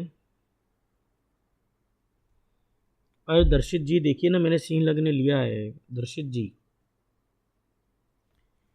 तो मैंने सिंह लग्न की आपकी कुंडली है, और जैसा मैं हमेशा बोलता आया हूँ कि दर्शित जी यहाँ पर जो सिंह लग्न है आप देख सकते हैं 5 नंबर लिखा हुआ है। जब भी यहाँ पर 5 नंबर लिखा रहता है तो इसको हम सिंह लग्न ही बोलते हैं। ठीक है, लियो, लियो एसेंडेंट बनता है आपका डेफिनेटली। ठीक है, चलिएगा।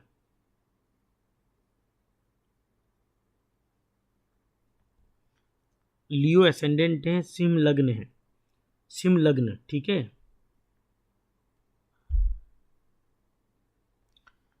अब आपकी कुंडली में समस्या क्या है, ये इनको दिक्कत क्या है मैं आपको बताता हूँ।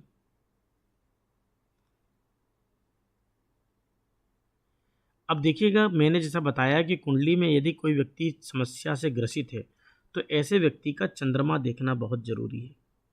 चंद्रमा देखिए और चंद्रमा की स्थिति को समझिए। मैं हमेशा से बोलता हूँ कि कुंडली का ये जो भाव है, ये जो अष्टम भाव बनता है, कुंडली का ये जो अष्टम भाव है, ये अष्टम भाव में यदि जितने प्लेनेट हों वो अपने इफेक्ट को खो देते हैं। हाँ, यहाँ पर पाप ग्रहों की स्थिति बहुत अच्छी है। जैसे अगर मैं बताऊं दर्शित जी, आपके लिए कुछ पॉजिटिव पॉइंट बोलता हूँ। जैसे यहाँ पर जो पाप ग्रह हैं, शनि, सूर्य, मंगल, राहु, केतु, इनको हम पाप ग्रहों के में डालते हैं। तो आपकी कुंडली में शनि और सूर्य ये पाप ग्रह हैं। एक चीज़ समझिएगा, जब भी अष्टम भाव में शनि की उपस्थिति हो, ऐसे व्यक्ति की आयु बहुत होती है। तो आपकी आयु बहुत है, आयु के मामले में आप निश्चिंत रहें। हाँ, अष्टम भाव में सूर्य की स्थिति बनती है। देखिए, सूर्य आपके लग्नेश है, तो देखिएगा आप समस्या कहाँ से पैदा होती है। आपकी कुंडली में जो सूर्य है, ध्यान दीजिएगा, आपकी कुंडली में जो सूर्य है लग्नेश, ये लग्नेश जाकर बैठ गए हैं कहाँ पर, अष्टम भाव पर। तो एक तो लग्न, देखिए लग्न क्या होता है ना, आपका शरीर, आप में कितना सामर्थ्य, आपकी एनर्जी, आप कितने विलिंग से, कितने विल पावर से आप लड़ पाते हो और जीवन में आगे बढ़ पाते हो। तो आपका जो लग्न है, वो लग्नेश जो है सूर्य, ये अष्टम भाव में बैठा है। हमेशा से बोलता हूँ कि जो अष्टम भाव है, ये अष्टम भाव त्रिक भाव में आता है और बिल्कुल भी अच्छा नहीं होता ये भाव। इस भाव में जाकर आपके लग्न, देखिएगा, ये तनु, ये आप खुद हैं, ये आपका शरीर है, ये आपकी बॉडी एनर्जी है, ये आपका मन मस्तिष्क है। और ये मन मस्तिष्क और शरीर जाकर अष्टम भाव में बैठ गया है। और आप समझेंगे कि शनि और सूर्य परम शत्रु हैं। सूर्य शनि परम शत्रु हैं। और आप देखिए ध्यान से, ये सूर्य एक तो अष्टम में बैठा, दूसरा शनि के साथ बैठा है। तो शनि के साथ सूर्य पूरी तरह से पीड़ित हो गया है। तो आपका लग्न पीड़ित है। दूसरी बात, आप देखिएगा, जो लियो साइन होता है वो फायरी साइन होता है, अग्नि कारक होता है। आपका गुस्सा बहुत तेज है। अब दूसरा मैंने बोला कि मन का कारक चंद्रमा, देखिएगा चंद्रमा कहाँ बैठा है, दोबारा से अष्टम भाव में बैठा है। तो अष्टम भाव मतलब आत्महत्या, कष्ट, मृत्यु, अचानक दुर्घटनाओं का कारक। और दुर्घटनाओं के कारक में मन का कारक चंद्रमा मन का कारक है, सूर्य जो है तन का कारक है। तो आपका तनु, आपका शरीर और आपका मन दोनों अष्टम भाव में बैठकर पीड़ित हो गए हैं। और साथ में शनि और मंगल जैसे क्रूर ग्रहों की पूर्ण दृष्टि। तो शनि ने चंद्रमा के साथ मिलकर यहाँ पर विष योग बनाया, इसने मानसिक विकार क्रिएट करे और मन को पीड़ित करा। साथ में शरीर को समस्याएं देना शुरू करी, शरीर के सामर्थ्य को कमज़ोर कर दिया और वो उसको सपोर्ट बहुत नहीं रहा काम को करने के लिए। तो ये कुंडली में जो एक योग बनता है, ये एक नेगेटिव योग है जो आपके मन को परेशान करता है। बेवजह का आपको एक भय होता है, एक डर होता है, और इस भय और डर से आपको निकलना चाहिए। मेरा मानना ये है कि आप डेली कम से कम 30 मिनट का मेडिटेशन करें। 30 मिनट का मेडिटेशन करें, ये आपके चंद्रमा को बल देगा। ये आपके अंदर हार्मोनल डिस्टर्बेंस भी हो सकता है, इस चीज़ को ध्यान दीजिएगा। अगर ये स्ट्रेस बहुत ज़्यादा रहा तो कोर्टिसोल नाम का हार्मोन जो ब्लड में अगर बढ़ जाता है ना, तो डिप्रेशन जैसी चीज़ें आ सकती हैं। फिर ट्रैंक्विलाइजर और बारबिटूरिक एसिड और अलग अलग एंटी डिप्रेशन दवाइयाँ खानी पड़ेंगी आपको। तो सबसे पहले कोशिश करो कि 30 मिनट का आपको मेडिटेशन करना बहुत ज़रूरी है। दूसरी बात, शिव जी को जल चढ़ाएं। शिव जी को आप क्या बोलते हैं, बेलपत्र और इत्यादि जो भी सामग्रियाँ होती हैं उनको अर्पण करें। हर सोमवार का आप व्रत रखें। आपके चंद्रमा कुंडली में बहुत कमज़ोर है और उसको बल देना बहुत आवश्यक है। ठीक है, तो ये समस्याएं आपको हैं जो मैं समस्या बता रहा हूँ। सफ़ेद चीज़ों का दान करें, सफ़ेद चीज़ों का दान करें। शनि को शांत करें। शनि को शांत करने का एक सिंपल सा उपाय बताता हूँ। पीपल के जितना भी हो सके पीपल के पेड़ पर आप आसपास अगर कहीं पीपल का पेड़ हो तो वहाँ पर आप इस तरह की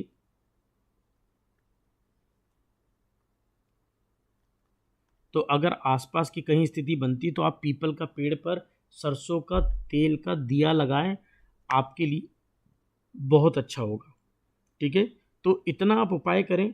शनि का उपाय करें कि आसपास कहीं पीपल के पेड़ पर सरसों के तेल का दिया लगाएं। शिवजी के मंदिर पर जाकर बेलपत्र और क्या बोलते हैं, चंदन का या फिर पीपल की छाल का तिलक लगाएं। तीसरा उपाय कि आप कम से कम 30 मिनट का मेडिटेशन करें। अगर आप आध्यात्मिक गुरु भी की शरण में जाएं तो भी आपके लिए बहुत अच्छा होगा। ठीक है, ये सारे उपाय आपको डेफिनेटली करना चाहिए, लाइफ में आपको ग्रो करेंगे और ये आपके लिए सही रहेगा। फिलहाल अभी आप चल रहे हैं केतु की महादशा में। केतु की महादशा देखिए, केतु की महादशा खत्म हो गई, माफ़ कीजिए, आपको महादशा चालू हुई है शुक्र की। ये शुक्र की महादशा आपकी कुंडली में 2020 से चालू हुई है।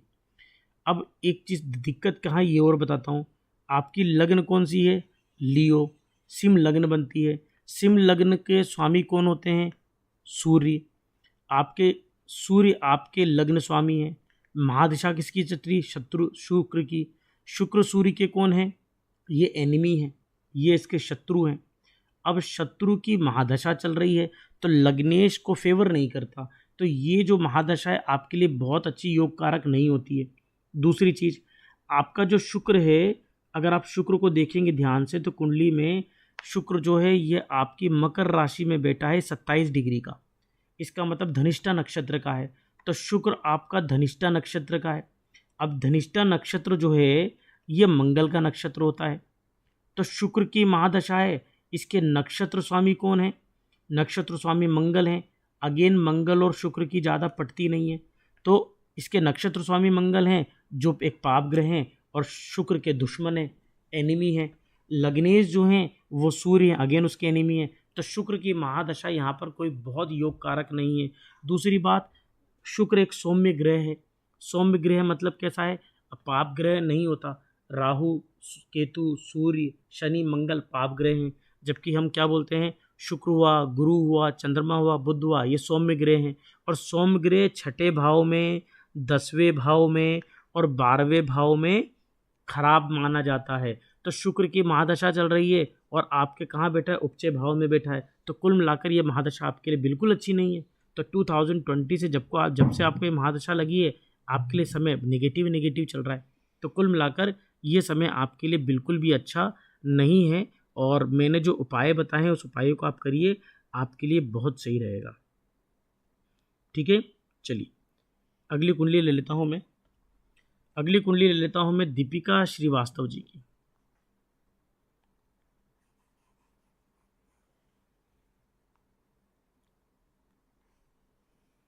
अगली कुंडली ले लेता हूँ मैं दीपिका श्रीवास्तव जी की।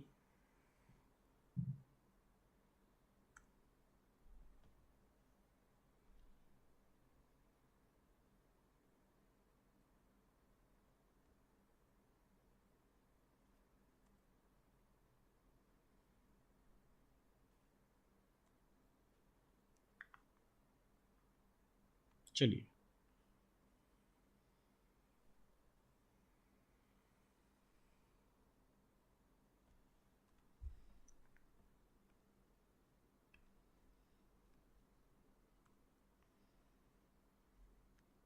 तो दीपिका श्रीवास्तव जी आपकी कुंडली ले लेता हूँ मैं।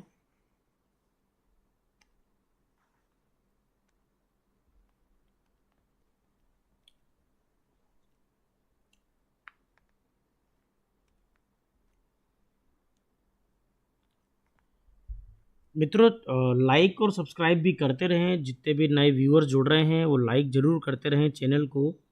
चैनल को मोटिवेशन मिलता है इससे और अच्छा भी लगता है कुंडली देखना फर्दर। तो मित्रों, लाइक ज़रूर करते रहें चैनल को। तो कुंडली ले लेता हूँ मैं दीपिका श्रीवास्तव जी की। दीपिका श्रीवास्तव जी,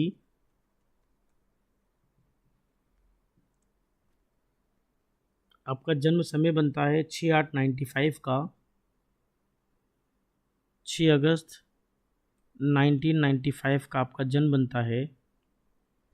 जन्म समय आपका है 19:40।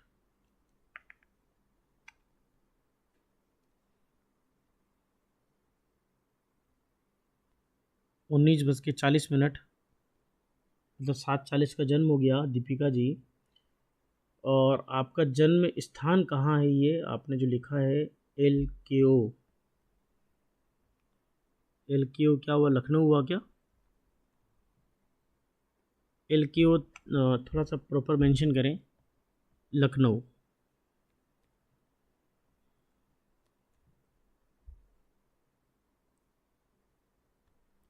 चलिए, बड़े शॉर्ट फॉर्म में डाला है आपने। तो 6 अगस्त आपका जन्म समय बनता है 6 अगस्त 1995, 7:40 लखनऊ यूपी। और दीपिका जी की कुंडली है। आपका प्रश्न है, आँख मेरी सूजन हो गई है, ब्लर भी दिख रहा है, मेरे आइज़ में कोई सीरियस प्रॉब्लम तो नहीं है, ब्लर की प्रॉब्लम कब तक रहेगी, पावर वाला चश्मा लगाती हूँ पहले से। चलिए, तो कुंडली को समझ लेते हैं।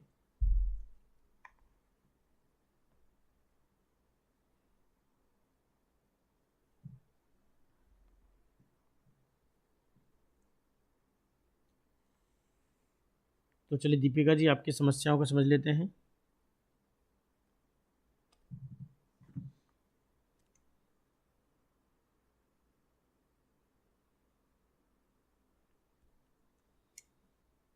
और महादशा भी ले लेता हूँ आपकी मैं एक बार।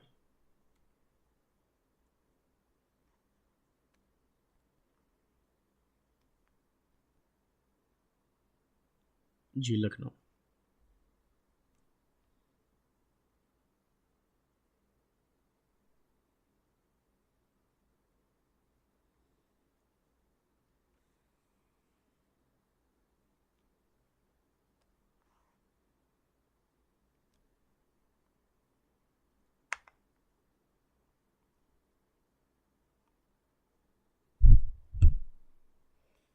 चलिए, तो आपका प्रश्न ले लेता हूँ मैं। आंखों से संबंधित समस्याएं आपको आ रही हैं, तो उसको समझ लेते हैं कुंडली में क्या स्थिति बनती है। तो देखिए, आपकी लग्न बनती है यहाँ पर, कुंभ लग्न। और कुंभ लग्न के जो स्वामी हैं वो होते हैं शनि। और कुंडली को थोड़ा अच्छे से समझ लेते हैं कि कहाँ कहाँ दिक्कत है, क्यों है, और आई से रिलेटेड दिक्कत कहाँ है। तो देखिए, सबसे पहले यहाँ पर आपको बता दूं कि कुंडली में जो आपकी राइट आई है उसका विचार किया जाता है सेकंड हाउस से, और आपकी जो लेफ्ट आई है उसका विचार किया जाता है आपके 12th हाउस से। तो सबसे पहले हम इसको समझ लेते हैं, और आपके रोग को, आपके डिसीज़ का जो विचार किया जाता है वो करा जाता है छठे भाव से। तो इन सारी चीज़ों को अगर हम समझ लें तो हमें थोड़ी क्लियरिटी आ जाएगी कि आपकी कुंडली में अभी कौन सी समस्याएं हैं जिसके कारण आपको इस तरह के रोग हुए हैं, और क्या वो रोग ज़्यादा खतरनाक हो सकते हैं या नहीं, उस पर भी विचार कर लेते हैं। और देखिए, आपकी कुंडली में जो अष्टमेश है, देखिए अष्टमेश को कभी भूलना नहीं चाहिए। आपकी कुंडली में जो अष्टमेश है, अष्टमेश का अगर पावर खराब रहा, अष्टमेश अगर नेगेटिव रहा, तो बहुत नेगेटिव रिजल्ट भी दे देता है। तो ये आपका अष्टमेश, इसको हमेशा ध्यान रखिएगा। अष्टमेश जो बनते हैं यहाँ पर कौन हो गए, बुध। तो अष्टमेश हो गए आपके बुध। बुध महाराज से हमेशा बच के रहिएगा। हालांकि यहाँ पर बुध जो है पंचम भाव के स्वामी भी हैं, और क्योंकि यहाँ पर लग्न जो है कुंभ लग्न बनती है, और कुंभ लग्न के अंदर बुध खराब नहीं होता। हाँ, ये एक भाव इसका ये भी है जो इसको थोड़ा परेशान कर सकता है। फिर भी यहाँ पर आपको चंद्रमा से समस्या हो सकती है। ये इसके जो रोग के स्वामी हैं ये चंद्रमा है। चंद्रमा आपको पीड़ा दे सकते हैं। ठीक है, तो चलिए एक सबसे पहले हम आपकी राइट आई को समझ लेते हैं। तो देखिए, आपकी कुंडली में ये रोग के कारक हैं। आपको अगर हॉस्पिटल जाना हो ना, तो हॉस्पिटल का जो कारकत्व तो लेके बैठता है वो 12वां भाव है। तो यहाँ 12वें भाव में जो राशि बनती है वो है मकर, और मकर राशि के स्वामी बनते हैं शनि, और शनि जाकर बैठ गए हैं आपके द्वितीय भाव में। तो पहली चीज़ तो एक चीज़ क्लियर करता हूँ मैं कि हॉस्पिटल के जो स्वामी कारकत्व तो लेके बैठे हैं शनि जाकर द्वितीय भाव में बैठ गए हैं, और द्वितीय भाव में बैठे हैं तो आप देखिए यहाँ पर कितने डिग्री हैं, लगभग लगभग 0 डिग्री के हैं। तो मान के चलिए कि ये अब शनि अभी यहाँ पर आए ही हैं, द्वितीय भाव में बैठे हैं, 0 डिग्री के हैं, सूर्य के नक्षत्र में। तो यहाँ पर आप देखिए कृतिका नक्षत्र के यहाँ पर जो शनि हैं ये सूर्य के कृतिका नक्षत्र में बैठे हैं। मित्रों, जैसा मैं हमेशा बोलता हूँ कि सूर्य और शनि एक दूसरे के कौन हैं, परम शत्रु हैं। हालांकि शास्त्रों में इनको पिता पुत्र बोला गया है, लेकिन जब भी सूर्य शनि का कंजक्शन आता है, साथ में बैठते हैं, ये बहुत ज़्यादा नुकसान पहुंचाते हैं। तो पहली चीज़ तो समझिएगा कि क्योंकि यहाँ पर आपको शनि बैठे हैं और शनि कृतिका नक्षत्र के हैं जो सूर्य का नक्षत्र है, और सूर्य शनि के साथ संबंध बहुत अच्छा नहीं है, तो कहीं ना कहीं ये आपको क्या करेगा, थोड़ी प्रॉब्लम देगा, लेकिन ये लंबी प्रॉब्लम नहीं जाएगी। राइट आई में लंबी प्रॉब्लम नहीं जाती। दूसरी चीज़, अगर देखी गई यहाँ पर एक जो शुभ ग्रह है वो है गुरु। ये गुरु कौन है? गुरु अपने ही घर का स्वामी है। यहाँ पर मीन राशि पड़ती है आपकी राइट आई पर। अभी मैं सिर्फ आई से रिलेटेड बात कर रहा हूँ, तो मैं धन की बात नहीं कर रहा हूँ, मैं आपके कुटुंब की बात नहीं कर रहा हूँ। तो ये जो प्लेनेट बनता है इसके स्वामी बनते हैं आपके गुरु, और गुरु पंचम दृष्टि से इसी स्थान को देखते हैं। तो आपको गुरु का यहाँ पर देखना इसको पॉजिटिव ही करेगा। तो अगर आपके राइट आई में इन्फेक्शन होता है तो लंबा नहीं चलेगा, वो लंबे समय तक आपको रोग और परेशानी नहीं देगा। अब बात कर लेते हैं आपके जो लेफ्ट आई है वहाँ पर कौन सी समस्याएं हैं, इसको ज़रा समझ लेते हैं। देखिए आपकी कुंडली के अंदर लेफ्ट आई जो है ये है, ये आपके जो ये लेफ्ट और राइट आई में, यहाँ पर देखिए ये लेफ्ट आई का स्वामी जो था वो जाकर शनि बैठ गया था आपके द्वितीय भाव में।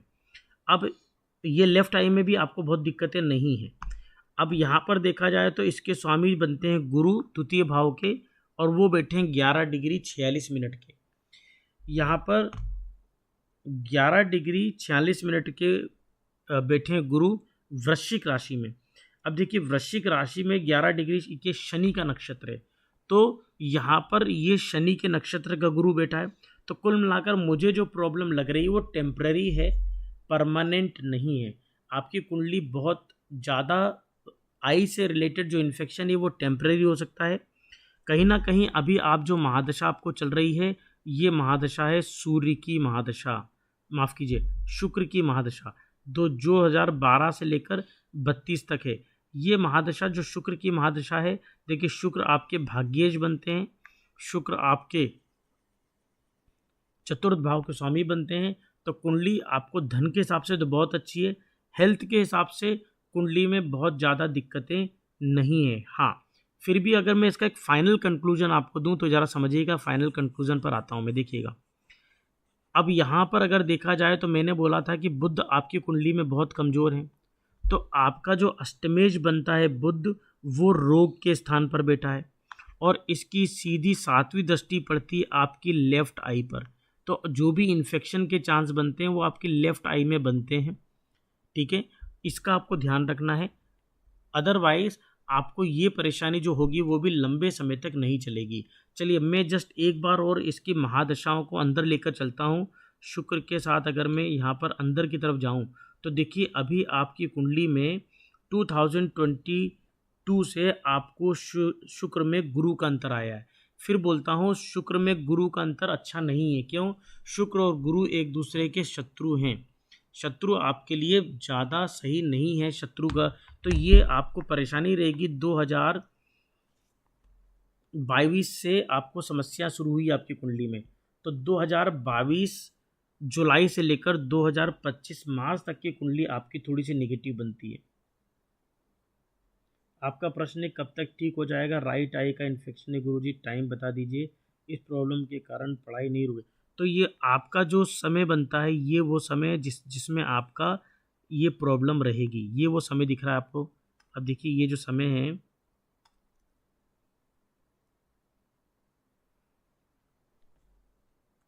देखिए आपकी प्रॉब्लम को ज़रा और डायग्नोस करते हैं, ज़रा देखिएगा ध्यान से।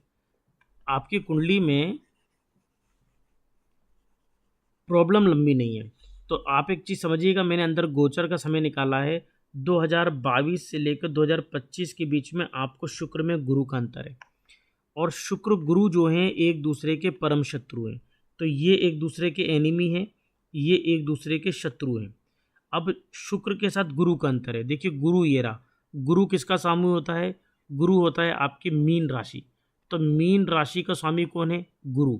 और ये कौन सी राई आई मैंने बताई आपको? राइट आई मैंने आपको बोली थी अभी। तो आपने बोला कि राइट आई में इन्फेक्शन है क्योंकि आपको अभी शुक्र में गुरु का अंतर लगा है, और ये शुक्र में गुरु का अंतर आपको परेशान कर रहा है। अच्छा, कब तक परेशान करेगा? 25 मार्च तक। इस टाइम के बाद आपका आई इन्फेक्शन कंट्रोल आ जाएगा और कंप्लीट हो जाएगा। ज़्यादा परेशानी नहीं है, ऐसा नहीं है कि आपको लंबे लंबे चश्मे और दिक्कतें देंगी। इस चीज़ का आपको ध्यान रखना है। हाँ, रोग से आपको थोड़ी दिक्कतें रहेंगी। ये टाइम आप देखिए, आपको महादशा किसका चल रहा है? शुक्र का। शुक्र कहाँ बैठा है आप देखिएगा ध्यान से, शुक्र आपके रोग के स्थान पर बैठा है। अब शुक्र की महादशा चल रही है रोग के स्थान पर। अंतरदशा में क्या आया? गुरु आया। गुरु कौन है आपका? राइट आई का स्वामी है, तो उसने रोग दे दिया। और दूसरी चीज समझिएगा, मैंने बोला था ये छठा भाव जो है, जो सिक्स्थ हाउस है, ये सिक्स्थ हाउस किसको रिप्रेजेंट करता है? आपकी कुंडली में सिक्स्थ हाउस रिप्रेजेंट करता है, देखिएगा ध्यान से देखिएगा दीपिका जी, कुंडली में सिक्स्थ हाउस जो है, यहाँ पर शुभ ग्रह अच्छे नहीं माने जाते।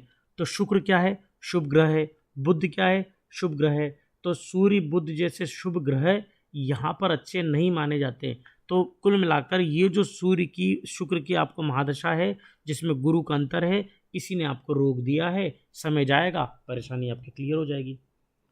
ठीक है, तो इस चीज का आपको ध्यान रखना है। ठीक है, तो आई होप आप मेरी बात समझ गए होंगे। चलिए अगली कुंडली ले लेता हूं मैं। चलिए, तो यहाँ पर प्रिया सोनी जी की कुंडली ले लेता हूं मैं। प्रिया सोनी जी नमस्कार।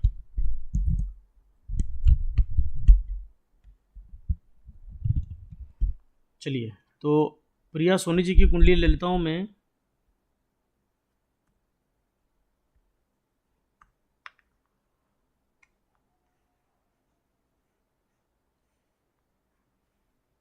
प्रिया सोनी जी लाइव है तो प्लीज़ कमेंट करिएगा। प्रिया सोनी जी की कुंडली ले लेता हूं मैं।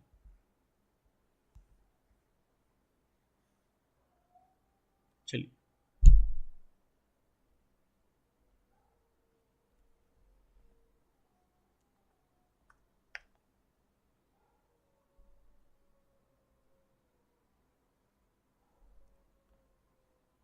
जी, तो दीपिका जी इसके उपाय की बिल्कुल मेरे हिसाब से तो अभी ज़रूरत नहीं है, लेकिन अगर फिर भी आप अगर उपाय बोलना चाहते हैं तो यहाँ पर जो सबसे ज़्यादा समस्या दे रहा है, राहु में गुरु का कंजक्शन है। ठीक है, अब माफ़ कीजिए, शुक्र में गुरु का कंजक्शन है। शुक्र में जो गुरु की अंतर्दशा है, ये आपकी कुंडली के लिए अच्छा नहीं है। तो इसके लिए आप अगर टेम्परेरी अगर उपाय करना चाहते हैं तो आसपास अगर सत्यनारायण जी का मंदिर हो या घर में एक सत्यनारायण की कथा लगा लें।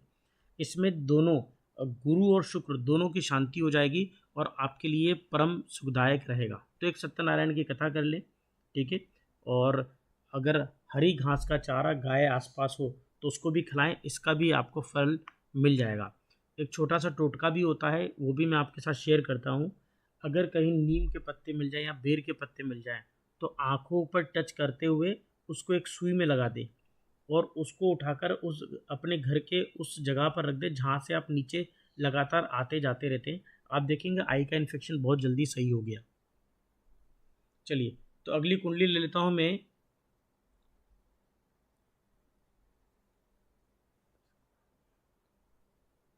चलिए अगली कुंडली ले लेता हूँ मैं। तो मेरे ख्याल से अभी प्रिया सोनी जी तो अभी लाइव नहीं है, तो कुंडली ले लेता हूँ मैं यहाँ पर महिमा जी की। महिमा जी लाइव है तो प्लीज़ कमेंट करें। महिमा जी,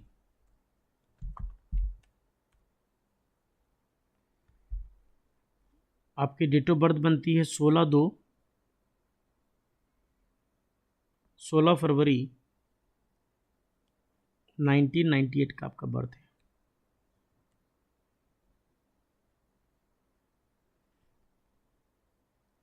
16 फरवरी 1998 का आपका बर्थ है। जन्म समय बनता है 4:20 सुबह का।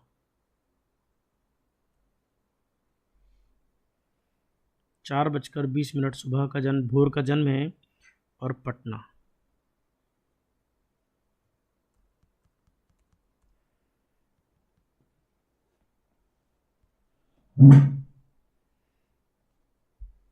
पटना, बिहार। महिमा जी अगर आप लाइव है तो प्लीज़ कमेंट करें महिमा जी।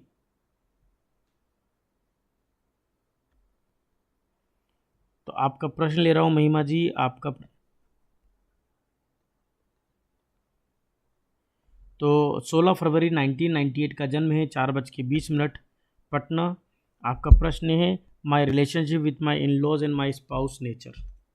चलिए तो कुंडली ले लेता हूँ आपकी।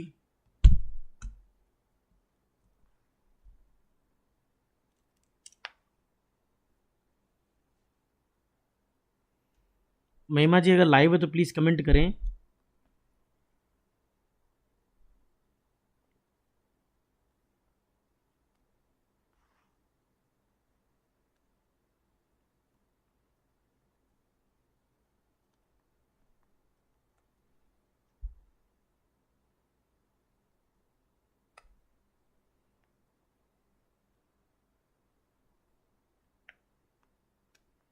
महिमा जी अगर लाइव है तो कमेंट करें। महिमा जी की कुंडली ले रहा हूँ।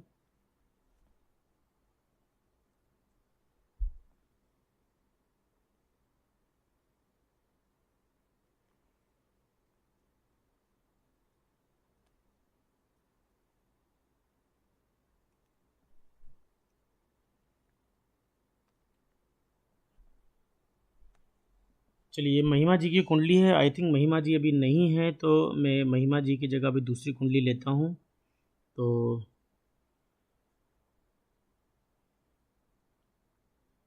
ये महिमा जी की कुंडली मैं लिख देता हूँ। महिमा जी,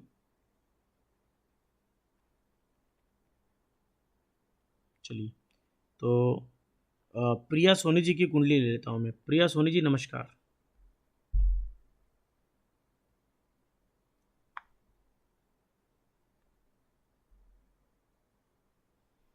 चलिए प्रिया सोनी जी की कुंडली ले लेता हूँ मैं।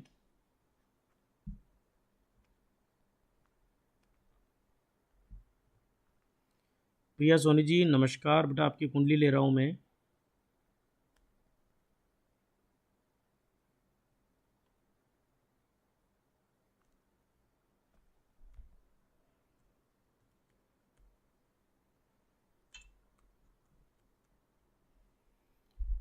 तो प्रिया सोनी जी आपकी डेट ऑफ बर्थ बनती है 2/8/92 का जन्म है आपका। 2 अगस्त 1992 का आपका जन्म बनता है। 9:30 सुबह का।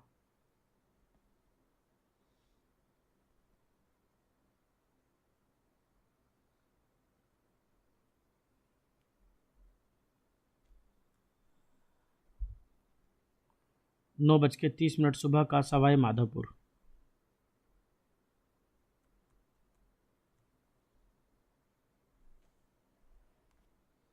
राजस्थान। जी महिमा जी नमस्कार। बस इनके बाद आपकी कुंडली लेता हूँ मैं। चलिए तो आपका प्रश्न ले लेता हूँ मैं। महिमा जी आप रुकिएगा, मैं आपका प्रश्न लेता हूँ। अभी मैंने कुंडली ले ली है प्रिया जी की, उसके बाद आपकी कुंडली का नंबर आता है। तो प्रिया जी आपका प्रश्न ले लिया हूँ मैं। 2 अगस्त 1992 का आपका जन्म है। 9:30 सवाई माधोपुर, राजस्थान। सर आईएएस में सिलेक्शन हो पाएगा कि नहीं?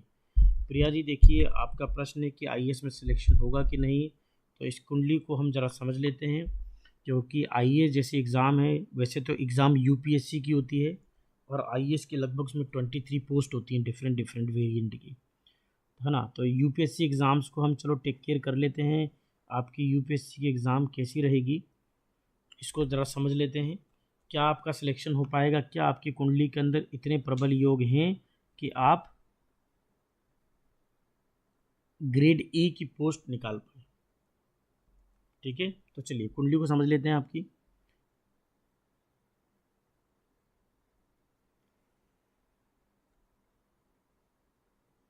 तो ये आपकी कुंडली मेरे पास आ गई है, और इस कुंडली को हम यहाँ पर ले लेते हैं।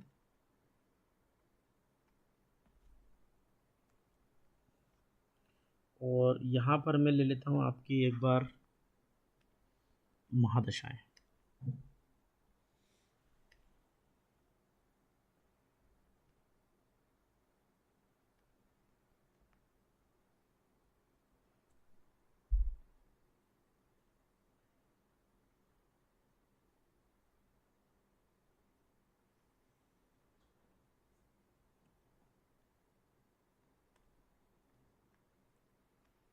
चलिए प्रिया सोनी जी नमस्कार, आपकी कुंडली मेरे पास है।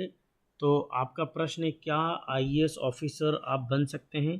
तो आपका प्रश्न है यूपीएससी जैसे एग्ज़ाम्स में क्या आपका सिलेक्शन हो सकता है या नहीं? तो देखिए, यूपीएससी जैसी एग्ज़ाम्स हो गई है ना, जिसके अंदर अलग अलग आईएएस की पोस्ट होती हैं, आईआरएस रेवेन्यू सर्विसेज होती है, एफआरएस होता है ना, अलग अलग तरह की पोस्ट होती हैं। अब आपका प्रश्न है कि क्या आपका इनमें सिलेक्शन होगा? तो डेफिनेटली ऐसे सिलेक्शन के लिए सबसे पहले हमें सूर्य की स्थिति को देखना बहुत ज़रूरी है। अगर सूर्य का स्थिति बलवान है और लग्नेश मजबूत है तो डेफिनेटली हम इसको फेवर करेंगे। तो सबसे पहले देखिए आपकी कुंडली के अंदर, देखिए, तो प्रिया जी मैं इसको समझा देता हूँ। आपकी कुंडली के अंदर सबसे पहले हम सूर्य की स्थिति को समझ लेते हैं। आपकी कुंडली में सूर्य जो है वो कर्क राशि में, ध्यान दीजिएगा, आपकी कुंडली मेरे सामने है और कुंडली को हम अच्छे से स्टडी करने की कोशिश करते हैं। तो आपकी कुंडली में सूर्य जो है ये कर्क राशि में है और यहाँ पर सूर्य जो है वो 16 डिग्री 21 मिनट के हैं। तो लगभग लगभग जो सूर्य हैं वो 16 डिग्री 21 मिनट के हैं, मतलब ये आपके पुनर्वसु नक्षत्र पुष्य नक्षत्र के हैं। तो ये शनि के नक्षत्र में है। देखिए, शनि जो है जनता का कारक है, शनि जनता का कारक है, शनि जनता से जोड़ता है। तो पुष्य नक्षत्र तो बड़ा शुभ नक्षत्र माना जाता है। आपने सुना होगा पुष्य नक्षत्र में तो वस्तुओं को खरीदारी करते हैं। कोई भी बड़ी एडमिनिस्ट्रेटिव पोस्ट अगर आप चाहिए तो आपके लिए सूर्य का मजबूत होना बहुत ज़रूरी है। और कुंडली में ये जो एकादश भाव है, जो 11th हाउस है, इस हाउस में सूर्य को एक बल प्राप्त है। तो इस एकादश भाव में सूर्य तो बहुत अच्छी स्थिति में है। देखिए, तो यहाँ पर एक चीज़ और समझिएगा, ये आपके द्वितीयेश हैं, धन भाव। धन भाव पर कौन सी नंबर लिखा है? 7। 7 नंबर राशि होती तुला। तुला राशि के स्वामी कौन बनते हैं? तुला राशि के स्वामी बनते हैं शुक्र। शुक्र कहाँ बैठे हैं? एकादश भाव में। एक बात समझिएगा मित्रों कि सेकंड हाउस और 11th हाउस में अगर संबंध बन जाए तो व्यक्ति के बाद असीम संपदा होती है, बहुत सारा धन होता है। तो एक बात तो निश्चित है कि प्रिया जी आपकी कुंडली में धन की कमी नहीं रहेगी, क्योंकि धन भाव का स्वामी जाकर लाभ भाव में बैठ गया है और साथ में सूर्य और बुध की युति है। और शास्त्रों में तो बोला गया है कि सूर्य बुध अगर साथ में बैठे हों तो लक्ष्मी नारायण योग बनता है। आप देखिएगा, ये दसम भाव का स्वामी बुध और त्रिकोण का स्वामी शुक्र साथ में बैठा है। नवम भाव आपका त्रिकोण भाव है और दसम भाव आपका केंद्र भाव है। केंद्र और त्रिकोण के स्वामी ये दोनों जाकर आपके एकादश भाव में बैठ गए हैं। तो इसमें बहुत हाई प्रोबेबिलिटी है, बहुत हाई प्रोबेबिलिटी है कि आपका यूपीएससी में सिलेक्शन होगा, क्योंकि दशमेश और नवमेश का एक साथ बैठना और साथ में सूर्य का वहाँ पर स्थित होना आपको एडमिनिस्ट्रेटिव पोस्ट तो दिलाएगा, ये आप मानकर चलिए। दूसरी चीज़ को समझिएगा, कुंडली में यदि मंगल नवम भाव में बैठा हो तो भाग्य का पूरा सपोर्ट मिलता है। अब बात आती है कि क्या आपकी कुंडली के अंदर जब आपकी गवर्नमेंट जॉब लगेगी तो क्या आपकी शनि की स्थिति अच्छी है? क्योंकि जैसा मैं बोलता हूँ, शनि जनता का कारक है। तो शनि महाराज बैठे हैं अपनी स्वयं की राशि में और ये स्थान जो है शिक्षा का है।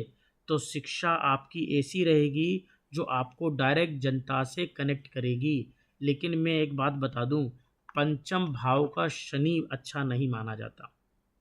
लेकिन शनि यहाँ पर अब क्या बैठा है? अपनी मकर राशि में शनि बैठा हुआ है। तो मकर राशि का शनि पंचम भाव में जरूर स्थित है, एक स्वयं के भाव का शनि है।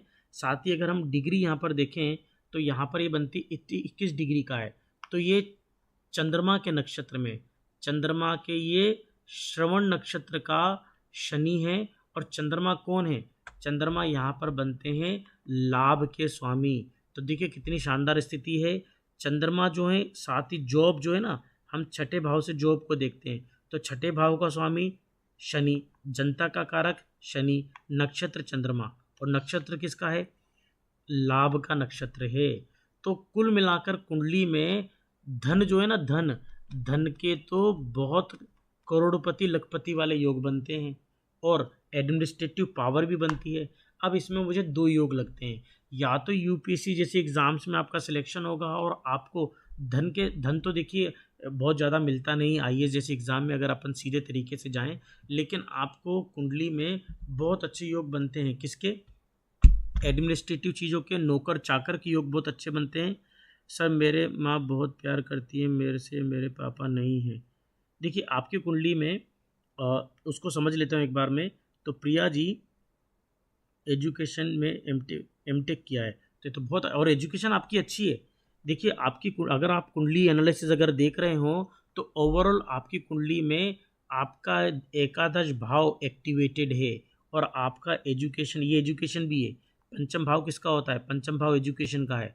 यहाँ पर शनि बैठे अपनी राशि में और लाभ के स्वामी हैं, तो आप मेहनत करते रहें, आपका सिलेक्शन होगा।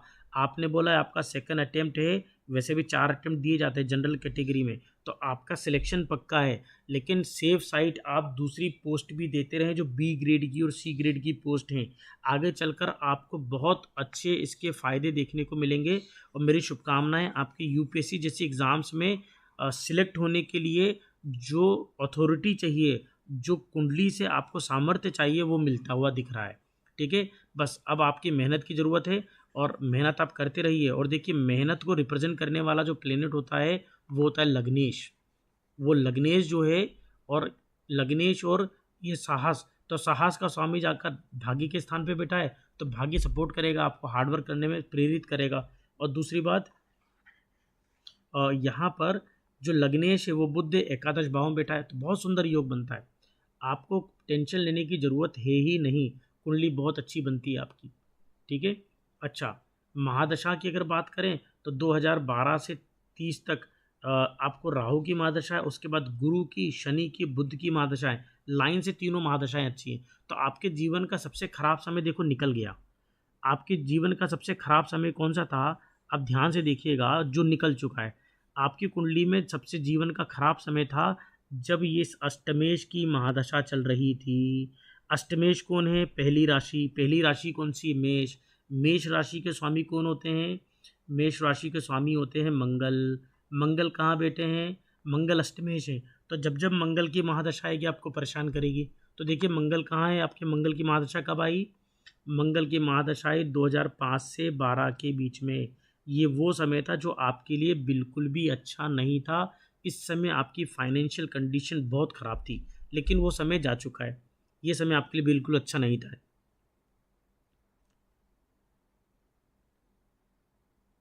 बिल्कुल दे प्रिया सोनी जी, मेरी तरफ से ग्रीन सिग्नल है। एस्ट्रोलॉजी बोलती आप जीवन में बहुत अच्छा अचीवमेंट करेंगे और लाइफ में बहुत आगे बढ़ेंगे। देखिए मैं एक ही योग बोलता हूँ, कुंडली में बहुत कम योग होता है। दसम का स्वामी एकादश भाव में, भाग्य का स्वामी एकादश भाव में, ये बहुत बड़ा योग है, लक्ष्मी नारायण योग है। आपको असीम संपदा देगा, नौकर चाकर देगा, गाड़ी बंगले सब देगा आपको। ठीक है, तो डेफिनेटली आपको जाना चाहिए। ठीक है, और ये जो मैंने समय बताया, इस समय आपका नेगेटिव था, ये समय आपका जा चुका है। इससे ज़्यादा नेगेटिव समय आपका नहीं आ सकता। मंगल की महादशा आपके लिए बहुत नेगेटिव थी। राहु की महादशा चल रही है। 2030 के बाद आपका समय ओवरऑल बहुत अच्छा है। देखिए अभी राहु की महादशा आपके लिए इतनी अच्छी नहीं है, लेकिन ख़राब समय निकल गया है 5 से 12 का। आपकी लाइफ में टर्निंग पॉइंट आएगा 2030 के बाद। और वैसे भी अगर आईएएस जैसे एग्ज़ाम की प्रिपरेशन कर रहे हो तो थोड़ा प्रमोशन और चल ही होते हो, 30 लग जाएगा। देखिए कुंडली में राहु जो है चतुर्थ भाव में बैठा है, और ये जो राहु की राशि है, कौन सी राशि है राहु की? राहु बैठा है अपनी धनु राशि में, नीच का माना जाता है। तो कुंडली में नीच के राहु बैठे हैं, तो ये आपको बहुत संघर्ष करवाएंगे, बहुत मेहनत करवाएंगे, लेकिन उसके बाद ही सफलता देंगे। ठीक है, चलिए, तो आई होप प्रिया जी, ये आपकी कुंडली मैंने एनालिसिस करी और बहुत अच्छे योग बनते हैं। लाइफ का खराब समय चला गया, अब जो भी आना है वो अच्छा समय ही आना है। चलिए, तो कुंडली ले लेता हूँ महिमा जी की। महिमा जी नमस्कार। महिमा जी एक बार आपका प्रश्न पूरा डाल दें।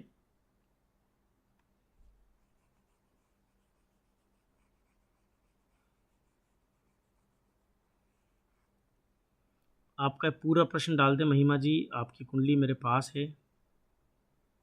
जी, आपका प्रश्न ले लिया मैंने। आपका प्रश्न है, महिमा जी नमस्कार, आपका प्रश्न है कि my in laws and my spouse nature कैसा रहेगा। आपके इन लॉज और स्पाउस नेचर के बारे में बताना है।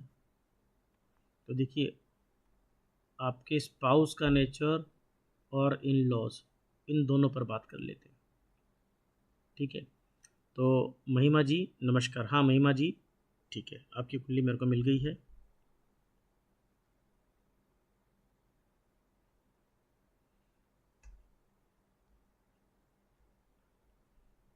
जी प्रिया जी, बहुत बिल्कुल, है ना, कुंडली अच्छी बनती है। चलिए कुंडली ले लेता हूँ मैं अभी महिमा जी की। महिमा जी, स्पाउस और इन लॉज की स्थिति के बारे में आपने पूछा है। देखिए, आपकी कुंडली बनती है धनु लग्न की, धनु लग्न की कुंडली बनती है। और धनु लग्न की कुंडली में अब हम यहाँ पर चर्चा कर लेते हैं कि आपका वैवाहिक जीवन कैसा होगा।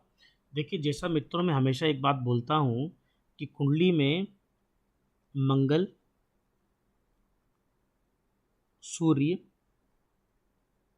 शनि, राहु और केतु, ये 5 पाप ग्रह हैं।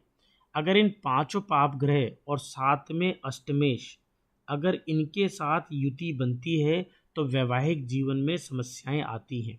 ठीक है, साथ में इसका कारकत्व देख लेते हैं कि किस किस तरह के कारकत्व आपकी कुंडली में दिख रहे हैं। और क्योंकि स्त्री की कुंडली है तो यहाँ पर कारकत्व हमको गुरु का लेना पड़ेगा। गुरु की स्थिति को समझ लेंगे, गुरु कैसे बनते हैं और किस नक्षत्र में है। आपके सप्तम भाव को देख लेते हैं, 7th हाउस के लॉर्ड को देख लेते हैं, वो कहाँ पर हैं।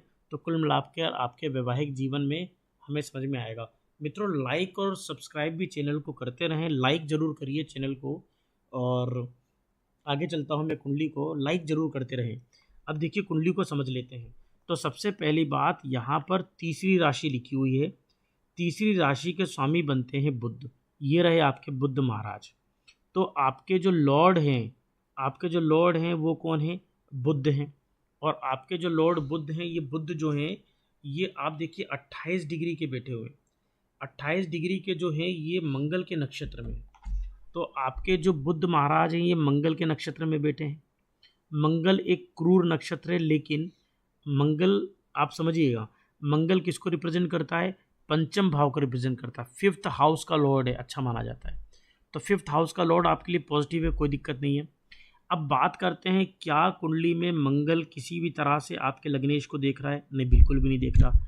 क्या कुंडली में शनि लग्नेश को देख रहा है? बिल्कुल भी नहीं देख रहा। क्या सूर्य देख रहा है? बिल्कुल नहीं देख रहा। तो ये मंगल, सूर्य, शनि तो आउट हो गए। क्या राहु आपको देख रहा है?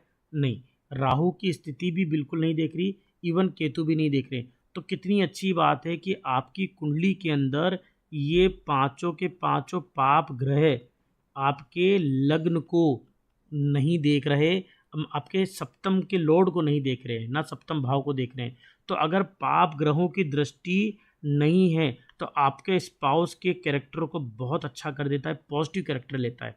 मतलब आपका जो वैवाहिक जीवन है वो बहुत अच्छा होगा। आपके जो हस्बैंड का नेचर होगा बड़ा सौम्य स्वभाव होगा, बड़ा लविंग नेचर होगा, क्योंकि पंचम के नक्षत्र स्वामी है। आपका सप्तमेश जो है पंचम के नक्षत्र में है, पंचम प्रेम का कारक है। तो आपका पति आपको प्रेम करेगा, आपको सपोर्ट करेगा, आपका उसके साथ एक क्लोज एसोसिएशन बॉन्डिंग होगी। और क्योंकि मंगल, सूर्य, शनि, राहु, केतु जैसे पाप ग्रहों का कोई दृष्टि संबंध नहीं है, तो आपका वैवाहिक जीवन बहुत अच्छा होगा। दूसरी बात आती है इन लॉज। हम जनरली इन लॉज को किसे देखते हैं? इन लॉज को हम चेक करते हैं आपके अष्टम भाव से। और इन लॉज जो जाके बैठे हैं आपके 10वें स्थान पर बैठे हैं, जिसमें शनि की पूर्ण दृष्टि है, मंगल की अष्टम दृष्टि है। और ये मंगल और शनि की दृष्टि होने के कारण ये थोड़ा सा परेशानी दायक हो सकता है। तो कुंडली में दिखता है कि जो इन लॉज होंगे मंगल के कारण थोड़े से डोमिनेटिंग होंगे, ये पूरे पूरे योग बनते हैं। एक चीज़ और मैंने नोटिस नहीं करी कि गुरु की पंचम दृष्टि आपके सप्तम भाव पे पड़ती है, तो दिखने में आपके जो हस्बैंड होंगे वो सुंदर होंगे, स्वाभिमानी होंगे, सरल स्वभाव होगा। और मतलब बोल सकते हैं लाखों में एक नेचर होगा। तो कुंडली कुल मिलाकर बोलती है कि स्पाउस के हिसाब से कुंडली द बेस्ट है, इन लॉज के हिसाब से परेशानी के योग बनते हैं और आपको थोड़ी बहुत समस्याएं कुंडली में मिलेंगी। ठीक है, तो कुल मिलाकर ये आपकी कुंडली में योग बनता है। आशा करता हूँ कि आपको रिलेशनशिप जो आपकी इन लॉज के साथ रहेगी बहुत ज़्यादा अच्छी नहीं है। और चलिए, आज के लिए लाइव सेशन इतना ही रखता हूँ मित्रों। और फिर दोबारा मिलूँगा अगले लाइव सेशन में। कल 9:30 बजे मैं आता हूँ हर बार लाइव, और आपको जो भी प्रश्न हैं, आप डाउट हैं, आप मुझसे पूछ सकते हैं। ठीक है, आप मुझे इंस्टा पर फॉलो कर सकते हैं।